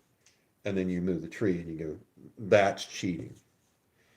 Fishing waters that you're not supposed to be fishing, or something that gives you an unfair advantage. Not an advantage, an unfair, unsportsman advantage. And live scope's available to everybody if you want to pay for it. And if you want to put the time in to master it. And so I don't think that it gives an unfair advantage. Running a 300 horsepower boat when everybody else has a 50 horsepower boat and the tournament's limited to 50 horsepower boats. That's an unfair advantage. Just because you can only afford a 50 horsepower boat, but the rules allow a 300 horsepower, that doesn't give the guy an unfair advantage. It gives him an advantage that cost him money. So that's kind of where I stand on live scope and whether they should be banned or not. I like the idea that some tournaments don't allow it because it lowers the cost of entry to get in there. And no different than saying, a maximum of 3 rods can be on board. You can have 3, each angler can have up to 3 rods, only one in the water at any time. But that means that, you can't have 20 rods on deck and switch them out because they all have different lures on them as quickly and as easily. So I like limitations that are limiting across the board to put everybody, it keeps everybody on the same level, whether it's up here or down here. I think those are okay. Um, I'm frustrated that there are kayak tournament leagues, and then there are what you can argue whether it's kayak or not, but officially it's kayak, that aren't allowed in those. Um, as an example, the Old Town Sportsman series, the motorized series, they use a specific trolling motor that's built into them. And they can go maybe, I would say on the best day, 5 miles an hour with a skinny guy, right? Well, you can get electric outboards that are 3 horsepower that will push you 8, 9, 10 miles an hour, in theory. They haven't pushed me that fast. I don't have one. So, at some point, you need to, I don't mind limiting how much horsepower you can have, how much speed you can get, I don't mind those kind of things. And I think that lowering the cost of entry into any of these fishing leagues, I'm not talking about the upper echelon, right? Your Bassmasters Classic, for instance. That I assume it's still around. That's like getting to the Super Bowl of fishing, right? So, no holds barred for the most part. I mean, there are rules. Anyway, yes, there are good anglers that have been priced out of being able to compete. Yes and no. So, and that's where YouTube, as one example, has hurt professional anglers. Professional meaning that's your job. And trust me, once it becomes your job, it's not nearly as much fun because that determines whether you eat or not. No, I'm not arguing with you, Hoosier. I love having conversations, and I hope I don't sound like I'm being argumentative. Um, where I'm going with that is, it used to be that if you did well in tournaments, you got sponsorship dollars. right? So the better you were at catching fish, the more free, because there's always strings attached, stuff you would get. So, if you were good at lower level tournaments, then, as a bad example, um, who came out with live scope first? Garmin, I think. Um, they give you, hey, we would like you to be part of our fishing team here. Let me give you this setup. So that was a way to move up. But influencers have killed pro staff. Um, it used to be, and just so we're, I guess, working from the same playbook here, pro staff is not professional staff, it's promotional staff. They're not giving, they're giving you stuff so that people can see you on TV using their products and have their name, their name on your boat, and their name on your jersey, and things like that. They're not doing this out of the goodness of their hearts. It's marketing for them. But the field has gotten so thick with the number of YouTubers, and these companies have to pick and choose where they can spend their money. NASCAR, you got it. NASCAR is a good example. Um, and bass fishing felt like NASCAR. Whose name are you going to put on your boat? I always kind of, I hope I don't upset anybody by saying this. I've always kind of giggled a little bit when you see a warrior. I don't know what just happened, but it tells me I'm live, so I'm hoping I still am. Huh. But your weekend warrior is out there in a boat that is just covered in stickers. Like they are sponsored by anybody, but they're really not. They just want lots of stickers or got them free when, begged or whatever.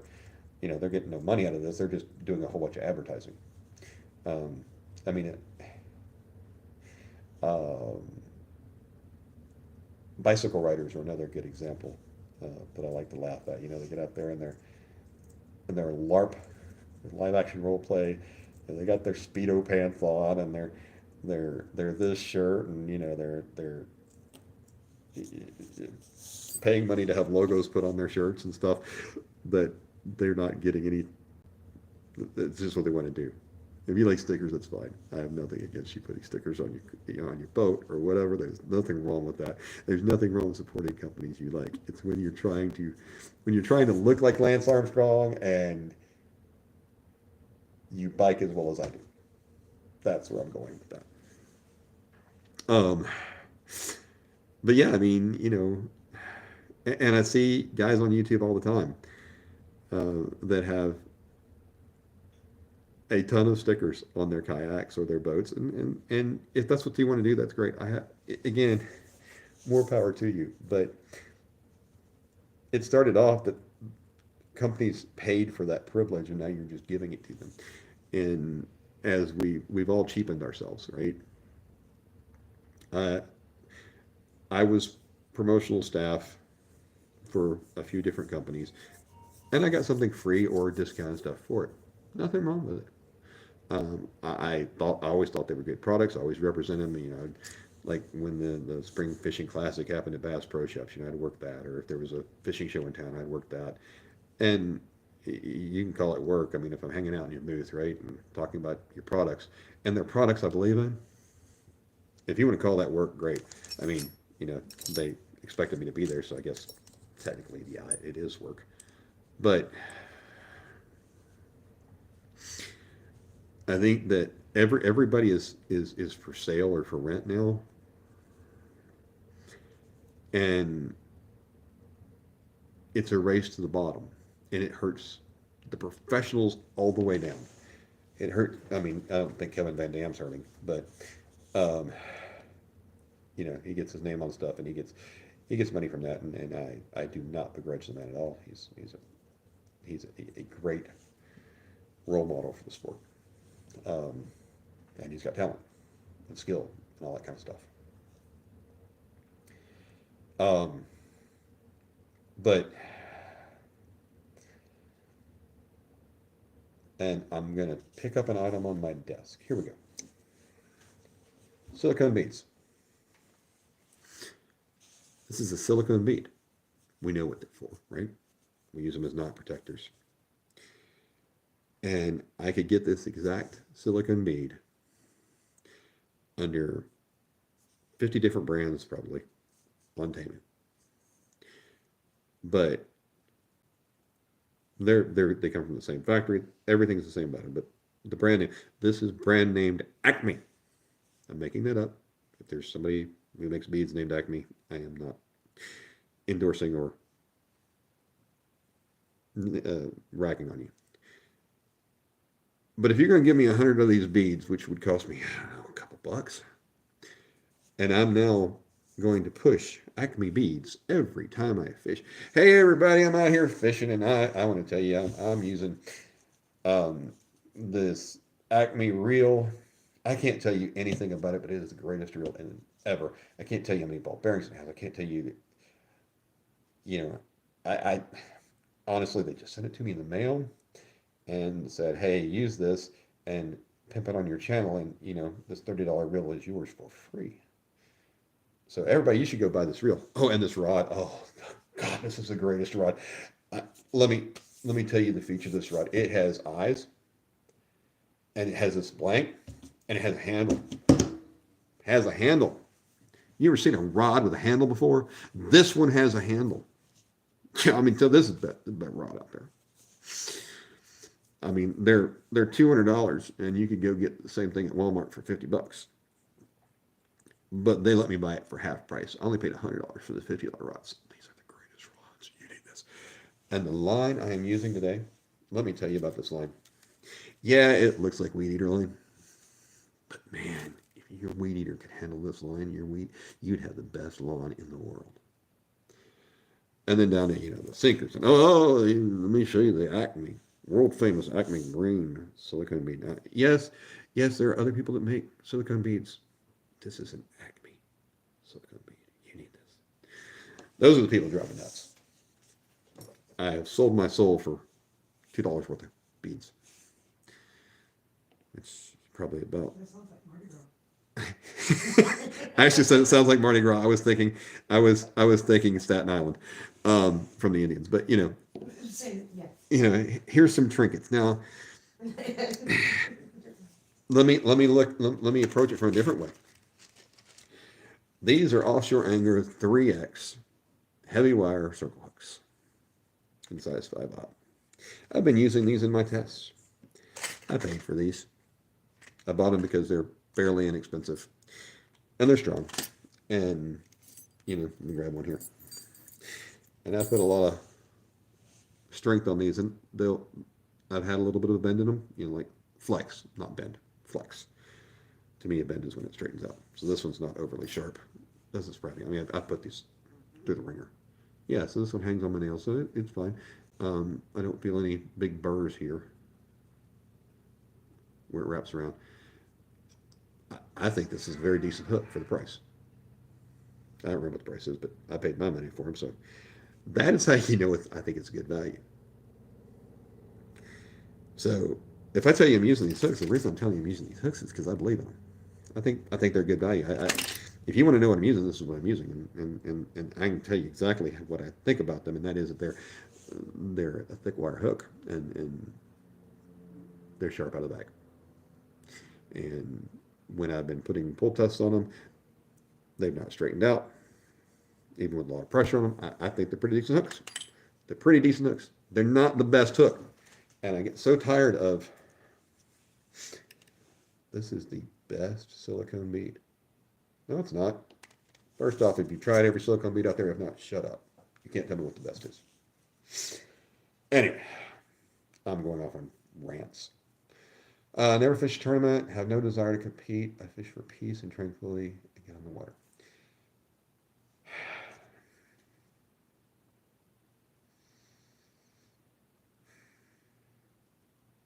I want to argue with that. But you've already called me out for arguing on everything you say. And it's not that I want to argue with you, and it's not that I don't actually agree with you.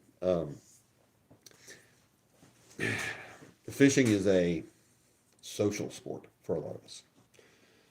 Uh, for some of us, it's not even a sport, it's how we feed ourselves. Granted, those are fewer and far between as the days go on. I don't know what your price per pound is, but my price per pound, let me tell you, Kroger has it a lot cheaper. Um, there's a camaraderie in fishing. Um, you go to a lake or something, and there's somebody there that's fishing. Go, hey, how you doing, man? Any luck today? And it's not, you may be looking for a little bit of information, like, hey, what have they been biting on, that kind of thing. But what you're not trying to do is fish their spot with their bait and take their fish. You're being friendly for one. Hey, how's it going? You had any luck? No matter what the person tells you. Oh man, I have caught 7,000 fish today. You're still going fishing. If they tell you they haven't caught anything and they've been there for 3 days straight, you're still going fishing. But you have something in common. And we all like to have things in common with other people. That's also why we're on YouTube, right? We seek out other people that have the same hobby, and some of it's to learn, some of it's just to congregate with people similarly situated.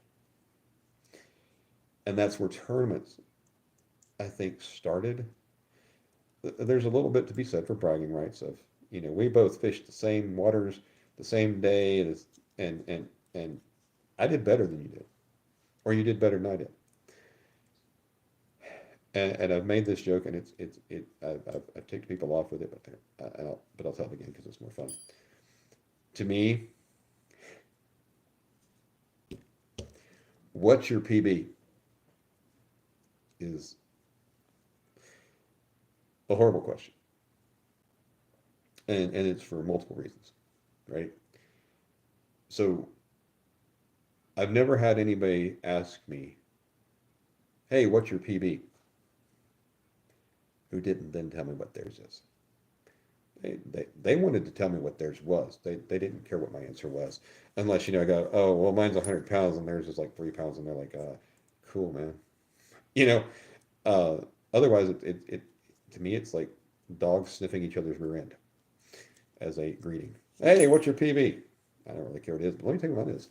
Um, it almost feels like a way to one up each other right off the bat. Hey, I just met you. Let me tell you about my fish. I don't know. I could be wrong. I'm a cynic. I admit to that. And so um, I do like YouTube tournaments, some of them, because it's kind of a bunch of people in different areas fishing sort of together, but not together, and just kind of celebrating each other. You do get the competition side of it, where some people can get overly competitive. I can tell you right now, I am a sore loser and a worse winner.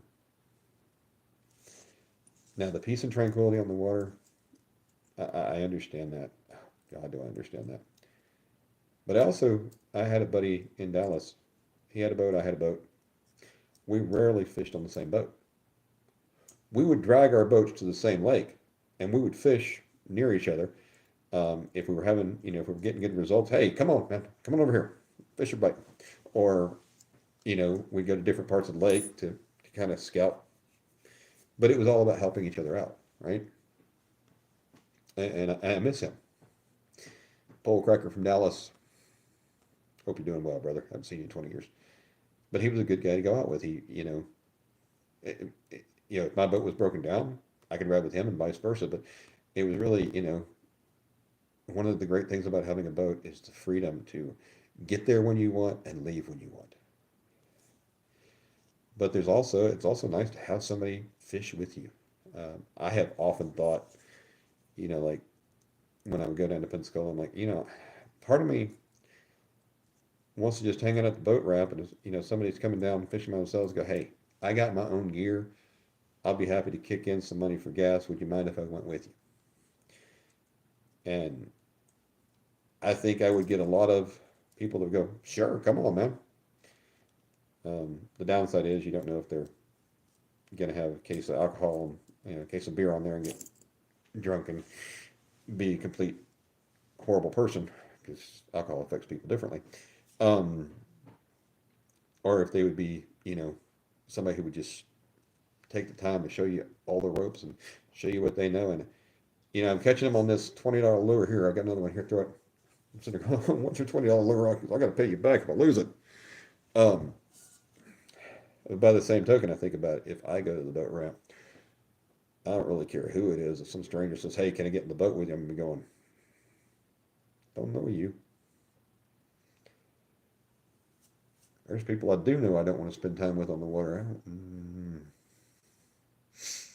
I don't know if I want to commit myself to taking you out fishing today. The tranquility gets lost. Pleasure boaters kill tranquility. I can't tell you. I think we all have a hothead streak at some point. I can't tell you how many times I would go fishing. I would get on the lake. I would be in this cove by myself.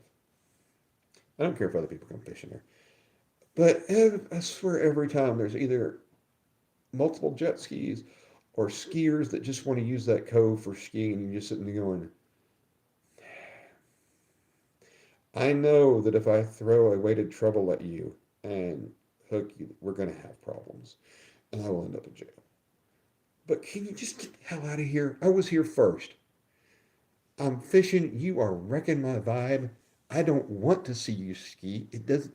You want to show off for somebody. It ain't me, bro. I don't want to see it. Get out. Public water. You can't really do that. Rarely have anybody on the boat. Occasionally your granddaughter and son. You don't put a line out when they're with you. You focus on helping them catch fish. Okay. So that makes perfectly good sense, and I understand where you're going. Uh, well, I won't even say if I take Ashley out. I'll say when Jody took Ashley and I out on her boat, Jody was an amazing host, and everybody knows Pontoon Jody.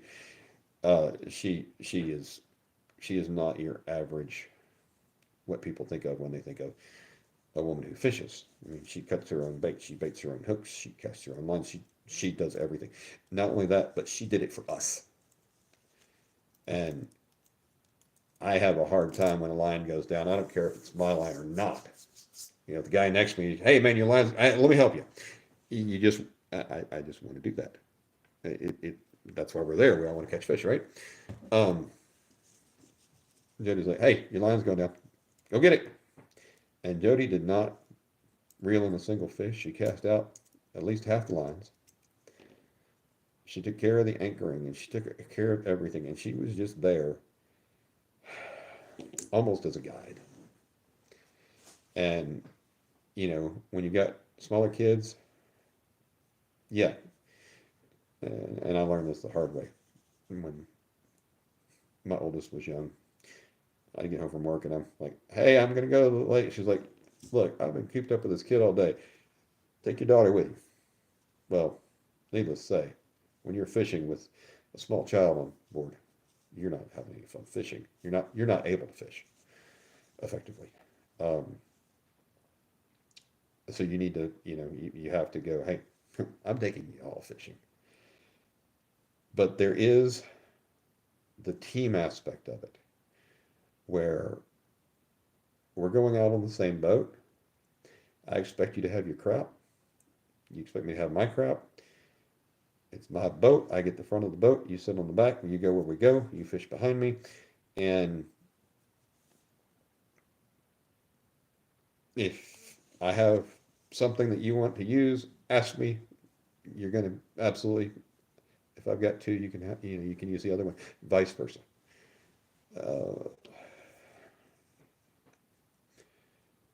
And the same holds true if I'm the guy. If it's your boat, then you got the front of it. You control the trolling motor. You pick where we fish. You may ask me for feedback. What would you like to try? But I'm the passenger in this vehicle. If I get hung up in a tree, I need to expect that I'm going to break off because you don't need to go chasing, losing your fishing time and spot because you're chasing me because I hit a tree again, right? So having a fishing buddy like that is also it's nice. Um, the guy that I talked about in Dallas, he used to always, when whenever we would be in the same boat, he would say, you know, I'll be your anchor boy. Pull up on the spot, go, okay, grab the, he did everything that you would do with a boat. I'm driving my boat. Okay, this is where we're going to anchor. I go get the front one, he gets the back one. However, you know, the problem is when you take somebody out and they look at it like it's an Uber. You are my water taxi to take me where I want to go, do what I want to do, and when I want to go, it's time to go. And that when you own the boat, you you get to make all the decisions. And the person riding with you should be thankful for having the opportunity. And I'm not trying to sound like a certain YouTuber. Um, I'm not saying that you owe me, this because I let you ride with me that you owe me, you know, your love and admiration. It's a respect thing. If I ride in your boat, I'm gonna offer you money for gas. I know how expensive this is. People don't understand how expensive fishing is, how expensive owning a boat is, because they look at it and they're like, "Well, it's your boat. You were going to go fishing anyway, so I'm not really adding any expense to this." Okay, go get your own boat. Um, and that sounds a lot ruder than it's meant to be. I'm being very one-sided in this. I'm taking a position, and it's not. I'm arguing a position that I don't necessarily agree with. But you think, oh well, I'll pay half the gas. Look at me, I'm done great. I have paid for half the gas in your boat for this trip. Seems fair. I paid half, right? Okay, well, what about half the gas of the truck? What about half the note for the boat, half the insurance for the boat, half the maintenance on the boat, half the this, half the that? So, getting away with 20 or 30 bucks on gas, you were getting a heck of a bargain. If I were looking at buying another boat, and knowing how much you now, if you're retired and you go fishing 18 times a week, it's different. But for me, if I could go fishing 4 actual days a month, that would be amazing. That would be, you know, honest 4 actual days on the boat. Let's say that I paid a guide, 300 bucks a pop.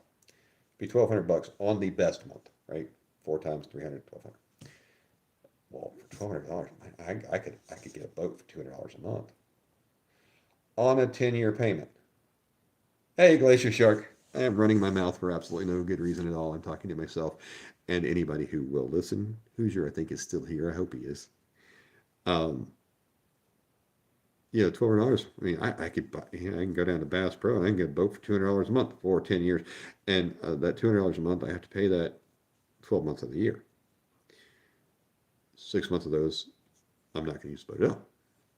The other 6, there'll be months that it's raining this Saturday, I can't go fishing, or I'm not going to go fishing. There's a difference. But, where I'll use it once a month or 0 times a month. And then there's the insurance. And if you're getting a 10-year boat payment, your warranty runs out long before your payments do. And you blow a motor, you hit something with your lower unit, take your pick, it ain't cheap. Ain't cheap at all. You're just wondering how you can argue about whether or not I fish for the peace and tranquility I can get in the water. I'm not arguing with that. I'm kind of extrapolating how it gets. how it gets from the peace and quiet to tournament fishing. Um, oh, I absolutely understand. I mean, if you came for peace and tranquility, I think you know that I'm not the person to talk to. I am not quiet. I grew up on a farm, had a farm pond. My closest neighbor was a quarter mile away, maybe a half mile, I forget. Um, there was, well, that's human neighbor. There was land not far from me that had a catfish pond on it, and I go fish that a lot. You're also welcome.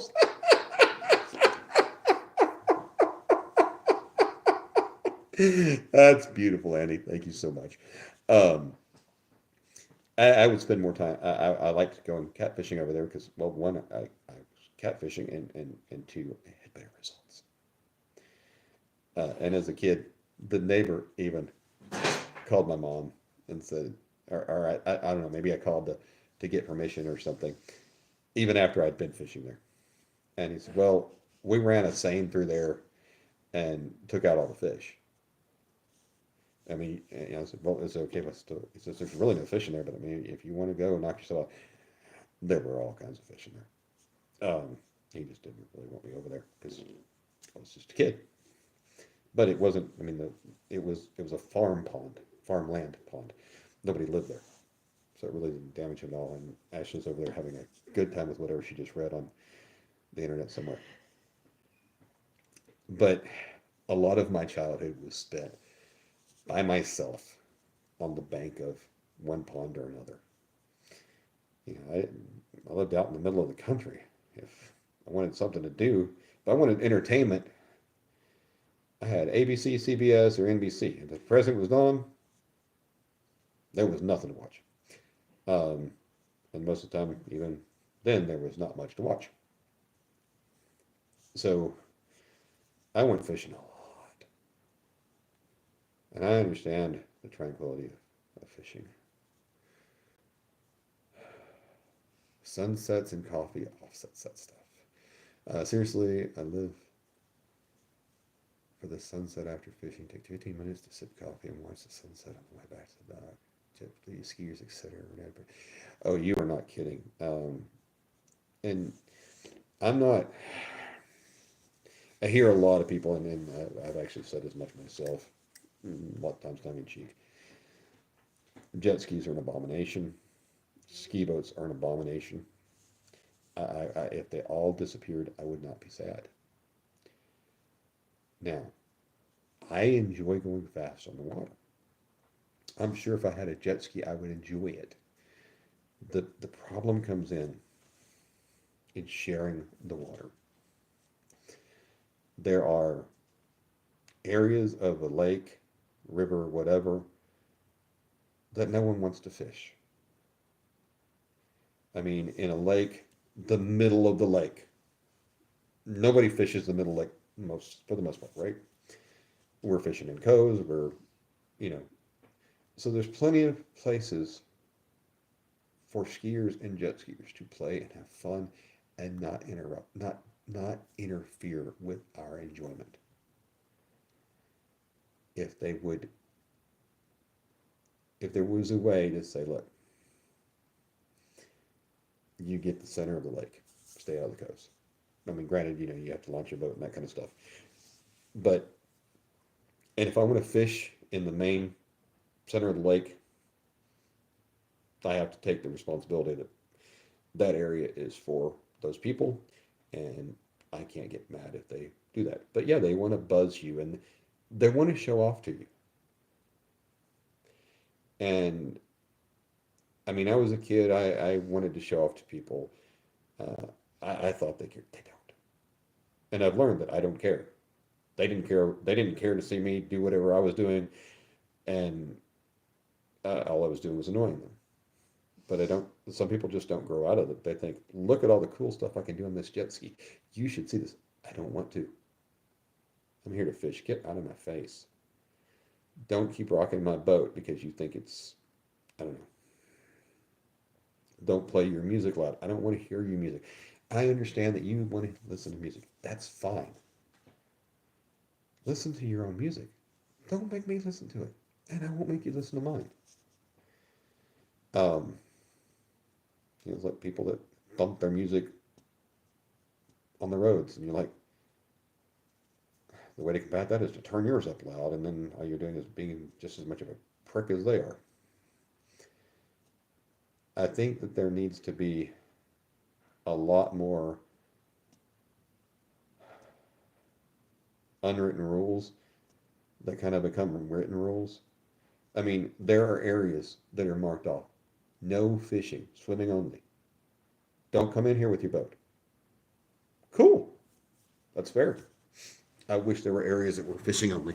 Not to say that you can't traverse those areas to get to other areas. I was fishing on Lake Arcabutla and had gone up one of the creeks. And, I knew the route into the creek to stay in the creek channel so I could actually get into the creek. And I go up there. And I am sitting there fishing. And this jet ski that I'd passed way back there on the lake, who was just doing his thing, he comes up the creek. I pulls it up and he's like, catch anything? No, that's good. Yeah, I was just checking to see what you were doing. Let me help you out here, bro. None of your damn business. I'm fishing. Why did you think that I mean, I was dumbstruck by the idea that he came up there to see what I was doing. That I didn't have a good response. But after he pulls off, I'm just sitting there going, it's none of your business what I'm doing.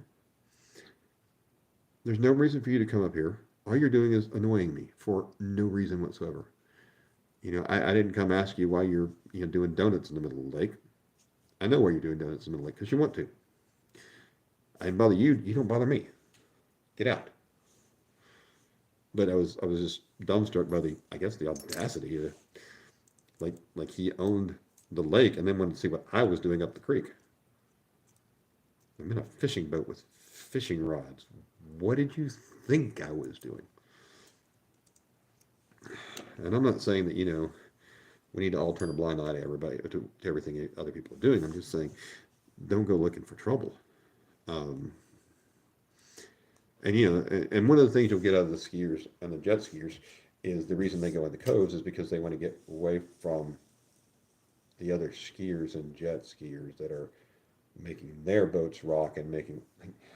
So you came in here to do it to me. There's a word for that. I can't use it right here. But Hoosier,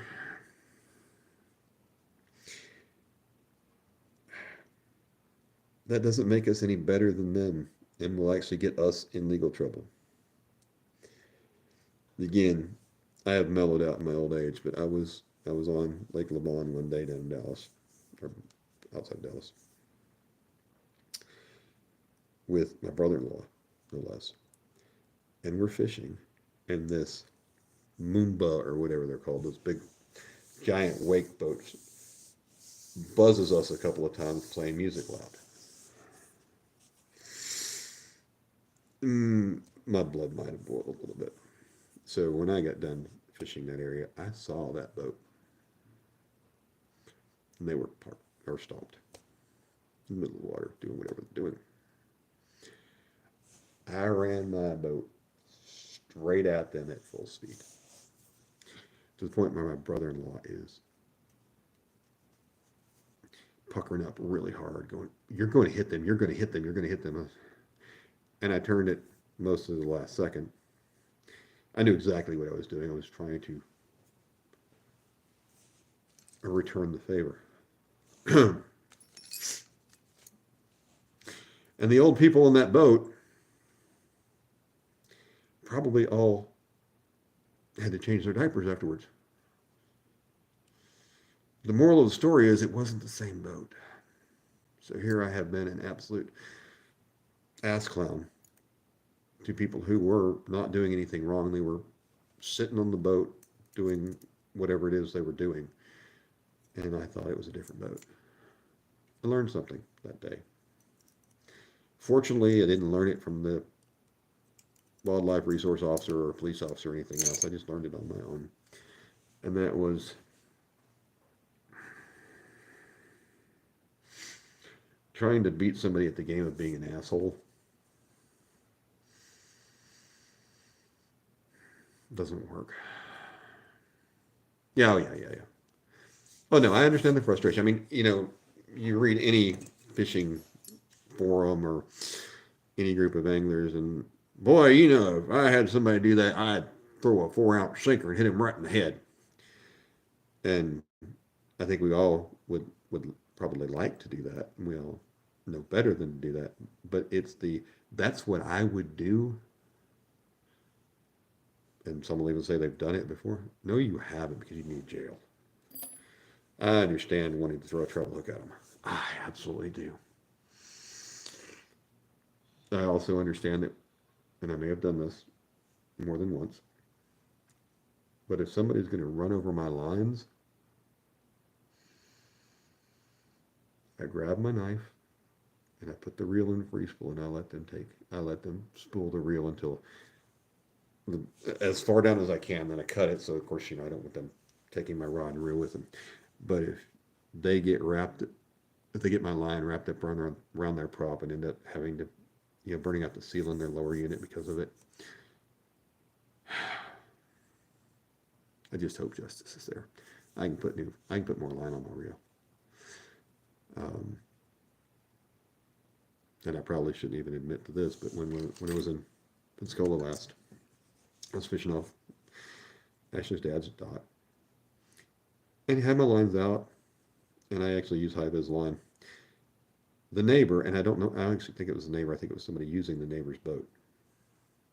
Pulls out, and he actually goes over my lines. He sees me sitting on the dock fishing. I mean, there's no way he didn't see. Hey, Jody, good to see you, darling. Um, and because it was not my neighbor, and because any war that I would start from that would not be my war, I didn't say anything. Just kind of shook my head as like, asshole. And her dad has a good relationship with this neighbor. I could, it was not my place to start an argument. But it's like, you just pulled out of your slip right in front of this dock where you see me fishing. Um, if it were not somebody's dock that I knew, if it were a public dock and whoever had done that was not somebody that I knew, I would have exchanged words. I would have called them many of the names that I know better than to call them. Sometimes we all need a little grace. I guess is where I'm going with that. And like I say, I wanted to be invited back to fish on that dock, so maybe, you know. Jody, how's your evening going? You feeling any better? Oh my Lord. I've been live for 2.5 hours and I haven't said anything worth talking about yet. I appreciate you guys sticking around. I appreciate the thumbs up, man. Appreciate you giving me the watch hours. Um, Ashley and I went out dancing, and she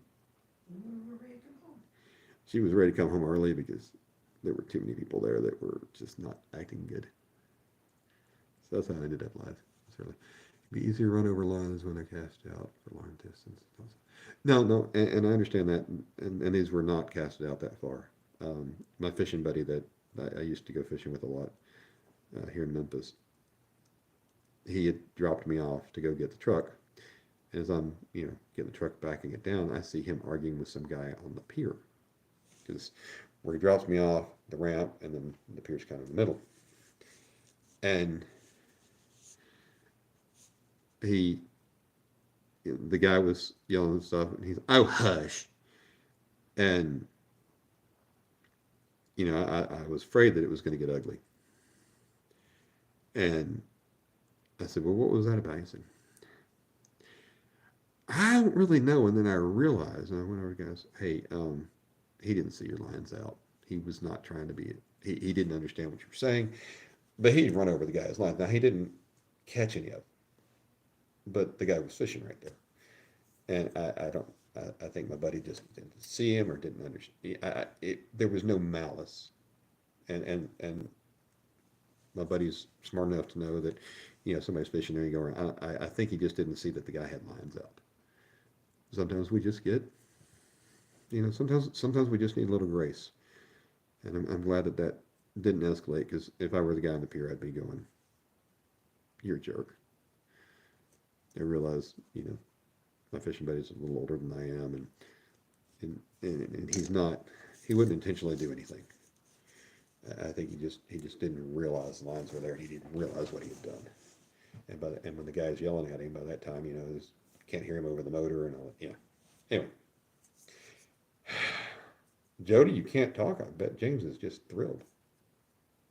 Right, and Andy, sometimes we don't know. Sometimes we get we think that somebody has done something intentionally when they haven't. And we all need to, one of my favorite examples of it just drives me nuts is this group will come out of a restaurant and they will stop right outside the door and have this long conversation. Like, can you guys get the hell out of the way so I can get in the door? And it's just they're lost in their own world. They're not trying to be jerks. They're not paying attention to what's around them. And so it frustrates me, but I also understand, they're not just standing there trying to block the doorway. They just are oblivious. And we all have those times when we're oblivious. And that's where grace comes in. There's a difference between intentionally being a prick and unintentionally being a prick.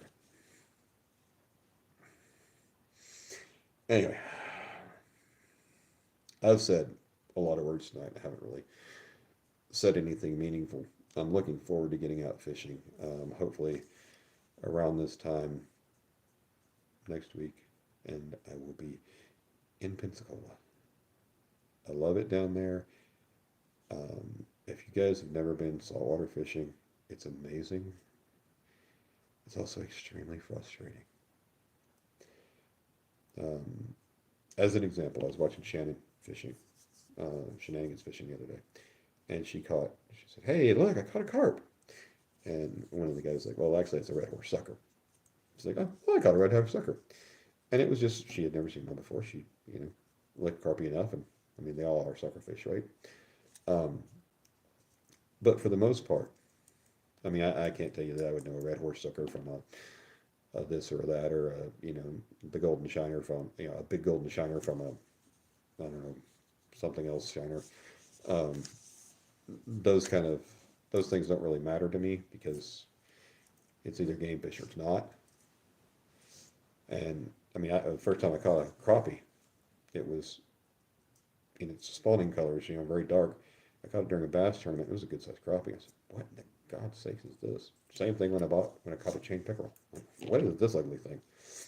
But for freshwater, I pretty much know my species for the most part, right? The important ones. A snakehead from a bowfin, uh, I might have to research that a little bit because I've never landed either one. Um, and whether it's a walleye or a sauger or something like that, right? But I know my largemouth bass. Don't care if it's a spot or not, a spotted or a largemouth. The regulations are the same. But you get down into the Gulf, you get into saltwater. The species are all different. I've had 50 years to learn my freshwater species that are around me. They do look gorgeous with their tuxedos on. But I'm like, what is this fish? And if it didn't have the tuxedo on, I would have realized it was a crappie, probably. But it was still the biggest crappie I'd ever seen. Um, Jody, you caught a flathead that had a red horse sucker in its throat. One of the times I was fishing in Pensacola, I caught a gaff-top sailcat. And they're beautiful. They look like kind of like blue cats, but they have these long fins. They look like, I don't want to say sexy, that's not right, but just very pretty. Anyway, I pull it up and I see this tail on the dock. I'm like, what is this thing? And I picked it up and I immediately realized it was a hardtail because of, it was a hard tail. This catfish had spit up something this big. And I don't know where the other half of that hardtail fish was, but it spit up half of it. And I'm like, this is awesome. I don't know how you got that in your mouth. So yeah, I know what you mean. It's amazing what these fish can put in their gullets. Um, but with saltwater fish, everything is different. There's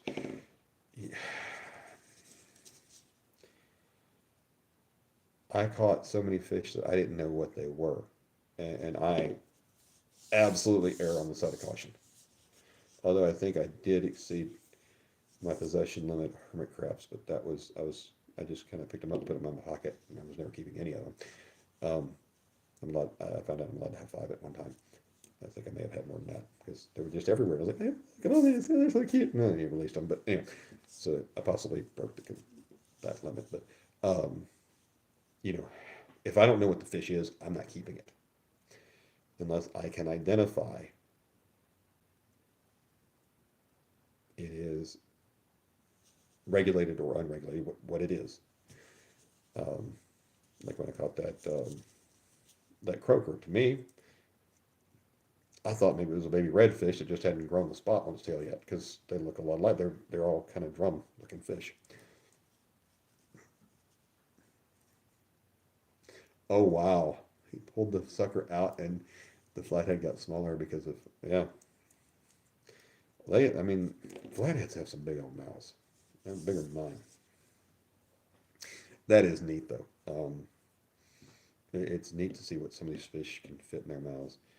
And you know, when you catch the one that has something in its mouth that it, as best you can tell, it needs your help to get it out because it can't swallow it and it can't kick it out because the fins are up.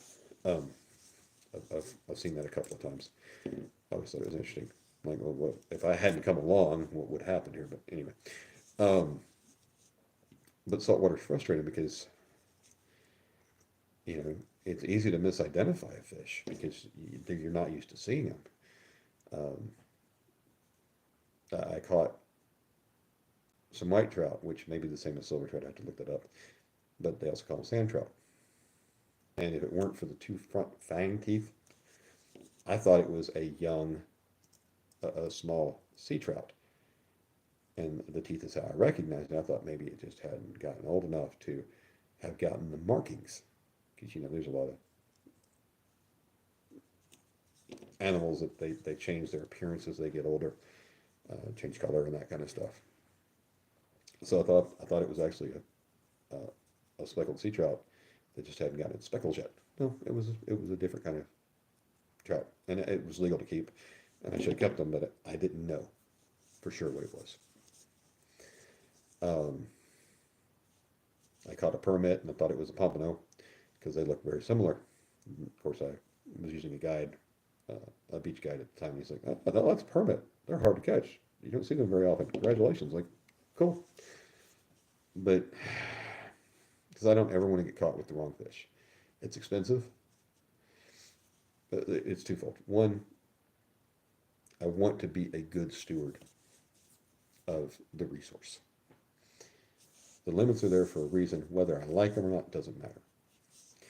Um, the limits are there for a reason. Again, I don't have to agree with it, but they are. Um, and the other thing is, and back to the discussion of grace, keeping an illegal fish is extremely expensive. To the point that let's say that you misidentified a species and you thought that these were mangrove snapper and instead they were, uh, I don't know, a different snapper. They look similar, but the limits are different. The length matters. And so what you thought you kept 10 or whatever, we'll say 10 legitimate mangroves that were in the right limit You thought you were doing it wrong, but you misidentified the species. You're going to get hit for several hundred per fish, even though you did not intentionally do wrong. Conversely, poachers who intentionally do this, I want the book thrown at them. I just don't know how to separate the oops, I made a mistake and the because I don't want the poachers getting off easy. I don't. Absolutely not. But I saw a video, a guy was crabbing, catching blue crabs in traps in Florida. And the game warden pulled up, and the guy thought he was doing everything right. Well, you have to have a buoy that's, I think, 6 inches in diameter, and it has to have a very legible R. It has to be a legible R for recreational fishermen that marks the traps. The man was there with his kids. He was, showing his kids how to use traps and everything. Well, the R was not legible enough. Through time and whatever, the styrofoam maybe had gotten smudged, marked off a little bit. It was not clearly an R enough for the game warden. He got like $500 worth of tickets. And to me, that's a technicality. There was nothing wrong with the trap. The trap was fine. It was the R on the buoy. Or, I thought that was crappy. The guy felt the same way. He's like, technically, the game warden was right. Technically, very technically. And the game warden, one of those things was, well, because people will leave their traps out unmarked and leave them for days and all those kinds of things. Like, I am here tending my traps. I have not left. And I felt bad for the guy.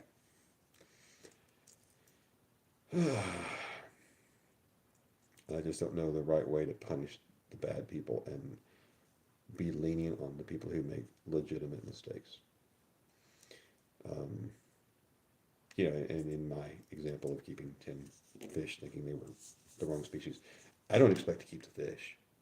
I expect them to be confiscated. I hope that the game warden takes them and would give them to someone who can, a homeless shelter or something like that, somebody who can use the meat. I should not benefit from my mistake. I just don't think I should be paying thousands of dollars for a truly honest mistake. And there are several species of fish that can be misidentified. Just because I realize ignorance is no excuse. And I hate the word ignorant because it sounds like willful stupidity. It's not really willful stupidity. Ignorant means I did not know. I am ignorant as to the composition of this plastic. Doesn't mean I don't know it's plastic. I just don't know exactly what kind of plastic it is, right? But ignorant has such a negative stereotype or connotation associated with it, because it's an insult. No, you're just ignorant. Which I guess is not the same as ignorant. It's ignorant, but anyway. And we're all ignorant to a lot of things. And that's not to say that you shouldn't know, you shouldn't just go fishing without having any clues as to what species there are and what the limits are, but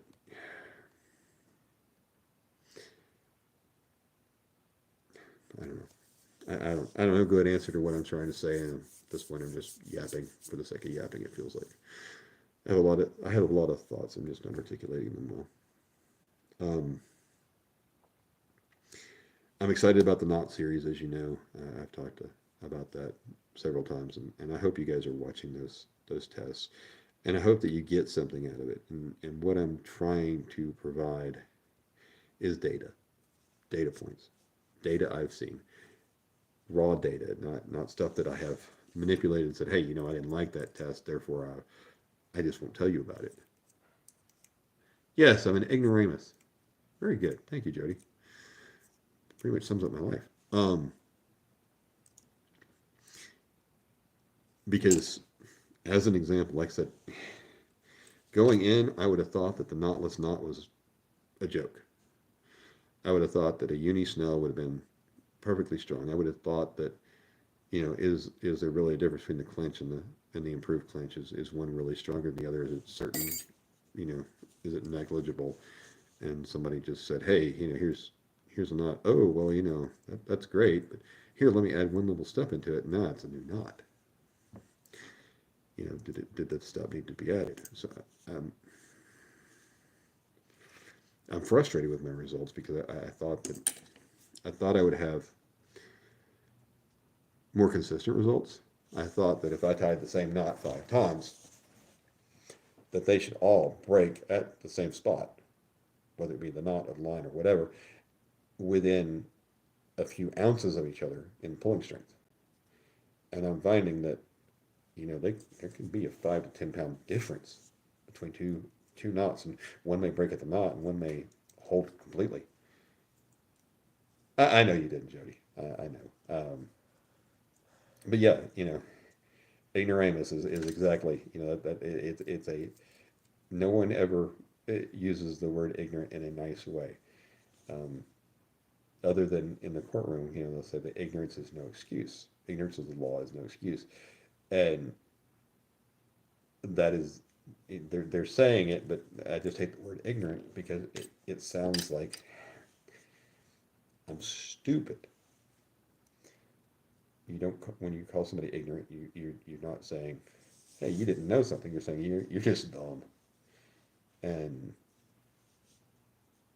I think there should be some level of grace for people who did not willfully do something wrong, who thought they were doing the right thing and thought they were following the rules and missed it. But but then you have people who spend their entire lives trying to game the system and get away on technicalities and stuff. So I don't know. Oh, Jody, I got a new toy. Um, it's going to be for braid, to pull knots because I'm tired of slicing my fingers up. I'm going to do some tests on braid, and I will throw this out there, and I'll throw it in my videos as well. It's so one it screws into itself, so you got the two pieces. So you wrap the line around one, wrap the line around there, and flip, so you can pull your knots tight. And with braid, I don't think you use braid, but braid will cut your hands. Um, Mono will too, if you do it enough. Um, I also love these things. These are awesome. They're much the same thing. I mean, granted, I don't want to try to break the swivel because I can't. But you hook one side to the hook and one side to the swivel, and the line between you pull your knots tight, which is another thing that I found through my testing is I don't pull my knots tight enough. I thought I did. It looks like it's cinched down, but then when you can watch as it gets as the line gets pulled and you're watching your knot and it's like cinching down and you're like, wow, I had no idea there was that much room left in that knot to pull tight, which then also means that you have to be careful or we cut our tag ends too short. It's I mean, my little rig back here is a little over $100 to do these strength tests, and I originally when I bought it, I was like, here's $100 down the drain. But I've gotten so much data out of it. It's probably the best thing I've spent in a long, long time. I'm learning after fishing for decades. I'm learning things I didn't know. Hey, Jerry Hager, good to see you, my friend. Thanks for joining. Um, I haven't. I've said a lot of words, and that's about all I've done tonight. I'm just hanging out. I'm glad everybody was here. Yes, Jody, the fish will. You're right. I mean, it's not like the knots are giving out when they're getting pulled, but I really had no idea that there was that. You know, even after I give it what I consider to be a good pull, and I've broken 20-pound mono doing pulls before.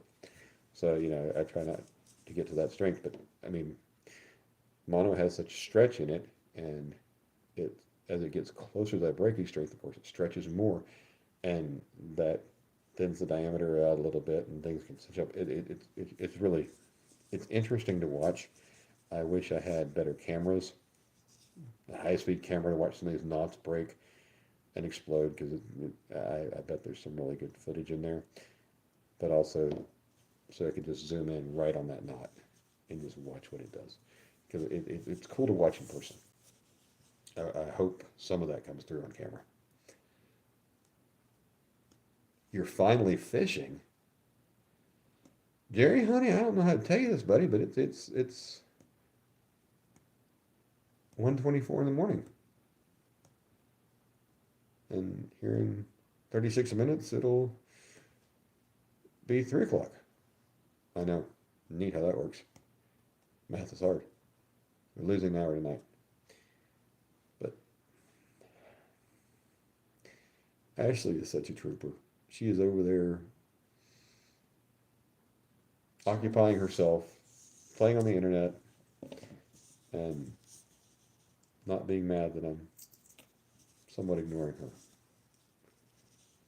But she is reading all kinds of fun stuff over there, and now she's going to start giggling again. It's so bad. Uh, It's so bad. yeah, the time change. I love it in the fall. I hate it. I love getting the extra hour. I hate losing it. Um, It used to fall on my birthday. it falls on your birthday now and again? It used to fall on my Used to. birthday. Ooh, I've probably fallen on your birthday too. I probably do. I don't run it on my birthday. I have such a good time when we go out. I love dancing with her. I dance with her, and there's a smile on my face the whole time, and she's a good one. Well, folks, I've said, oh, there's 7 of you here. I feel sorry for 6 of you. One of them's me, so that's fair. I appreciate you guys watching. I appreciate the watch hours. I'm trying to get to the 3,000 and then the 4,000. I've passed 2250 finally. And last year, the streams that I did from Pensacola were actually the most watched. You can see that was when my watch hours were the best. So I'm hoping that this. I'm pretty sure we're going down there for spring break, and I'm hoping to get a lot of fishing and live stream time in. And I appreciate everybody watching. And if you happen to run a playlist of mine overnight while you sleep, I will not be upset. I love watch hours. I hate that I have to even ask that, because I don't really want to game the system. I just think the restrictions are a little ridiculous. That they run ads, they earn money off of me until I meet their requirements that they decide I'm worth paying. And even then, I'm not like I'm going to make a lot of money, but I don't know. I don't know. I don't know. Did I mention I don't know? Anyway, thanks for watching, folks. Have a wonderful evening. I appreciate each and every one of you. And you guys are good supporters of me. I try to support you guys as much as I can. And I really like the community of people on YouTube. I truly do. It doesn't mean that, I'm not saying that I agree with everybody. And there are a lot of channels I don't watch. Several that I don't watch intentionally, and there are several that I didn't know River Rat 3030 had a channel until he won Mega Glue of the Year, and he's been in my chats, and I see him in chats all the time. I just didn't realize he had a channel. I just thought he was a subscriber. So anyway, there's a lot of good support out in the catfish community. I love the fact that there's not a lot of drama out there, and that we all try to take care of each other. So thank you very much. I'm blessed to know you guys. And I hope that I've given you something to think about, or we've learned something, or at least I've entertained you. Have a wonderful night, folks. We'll see you next time. If I can figure out how to hit the button. There's the button. Bye, everybody.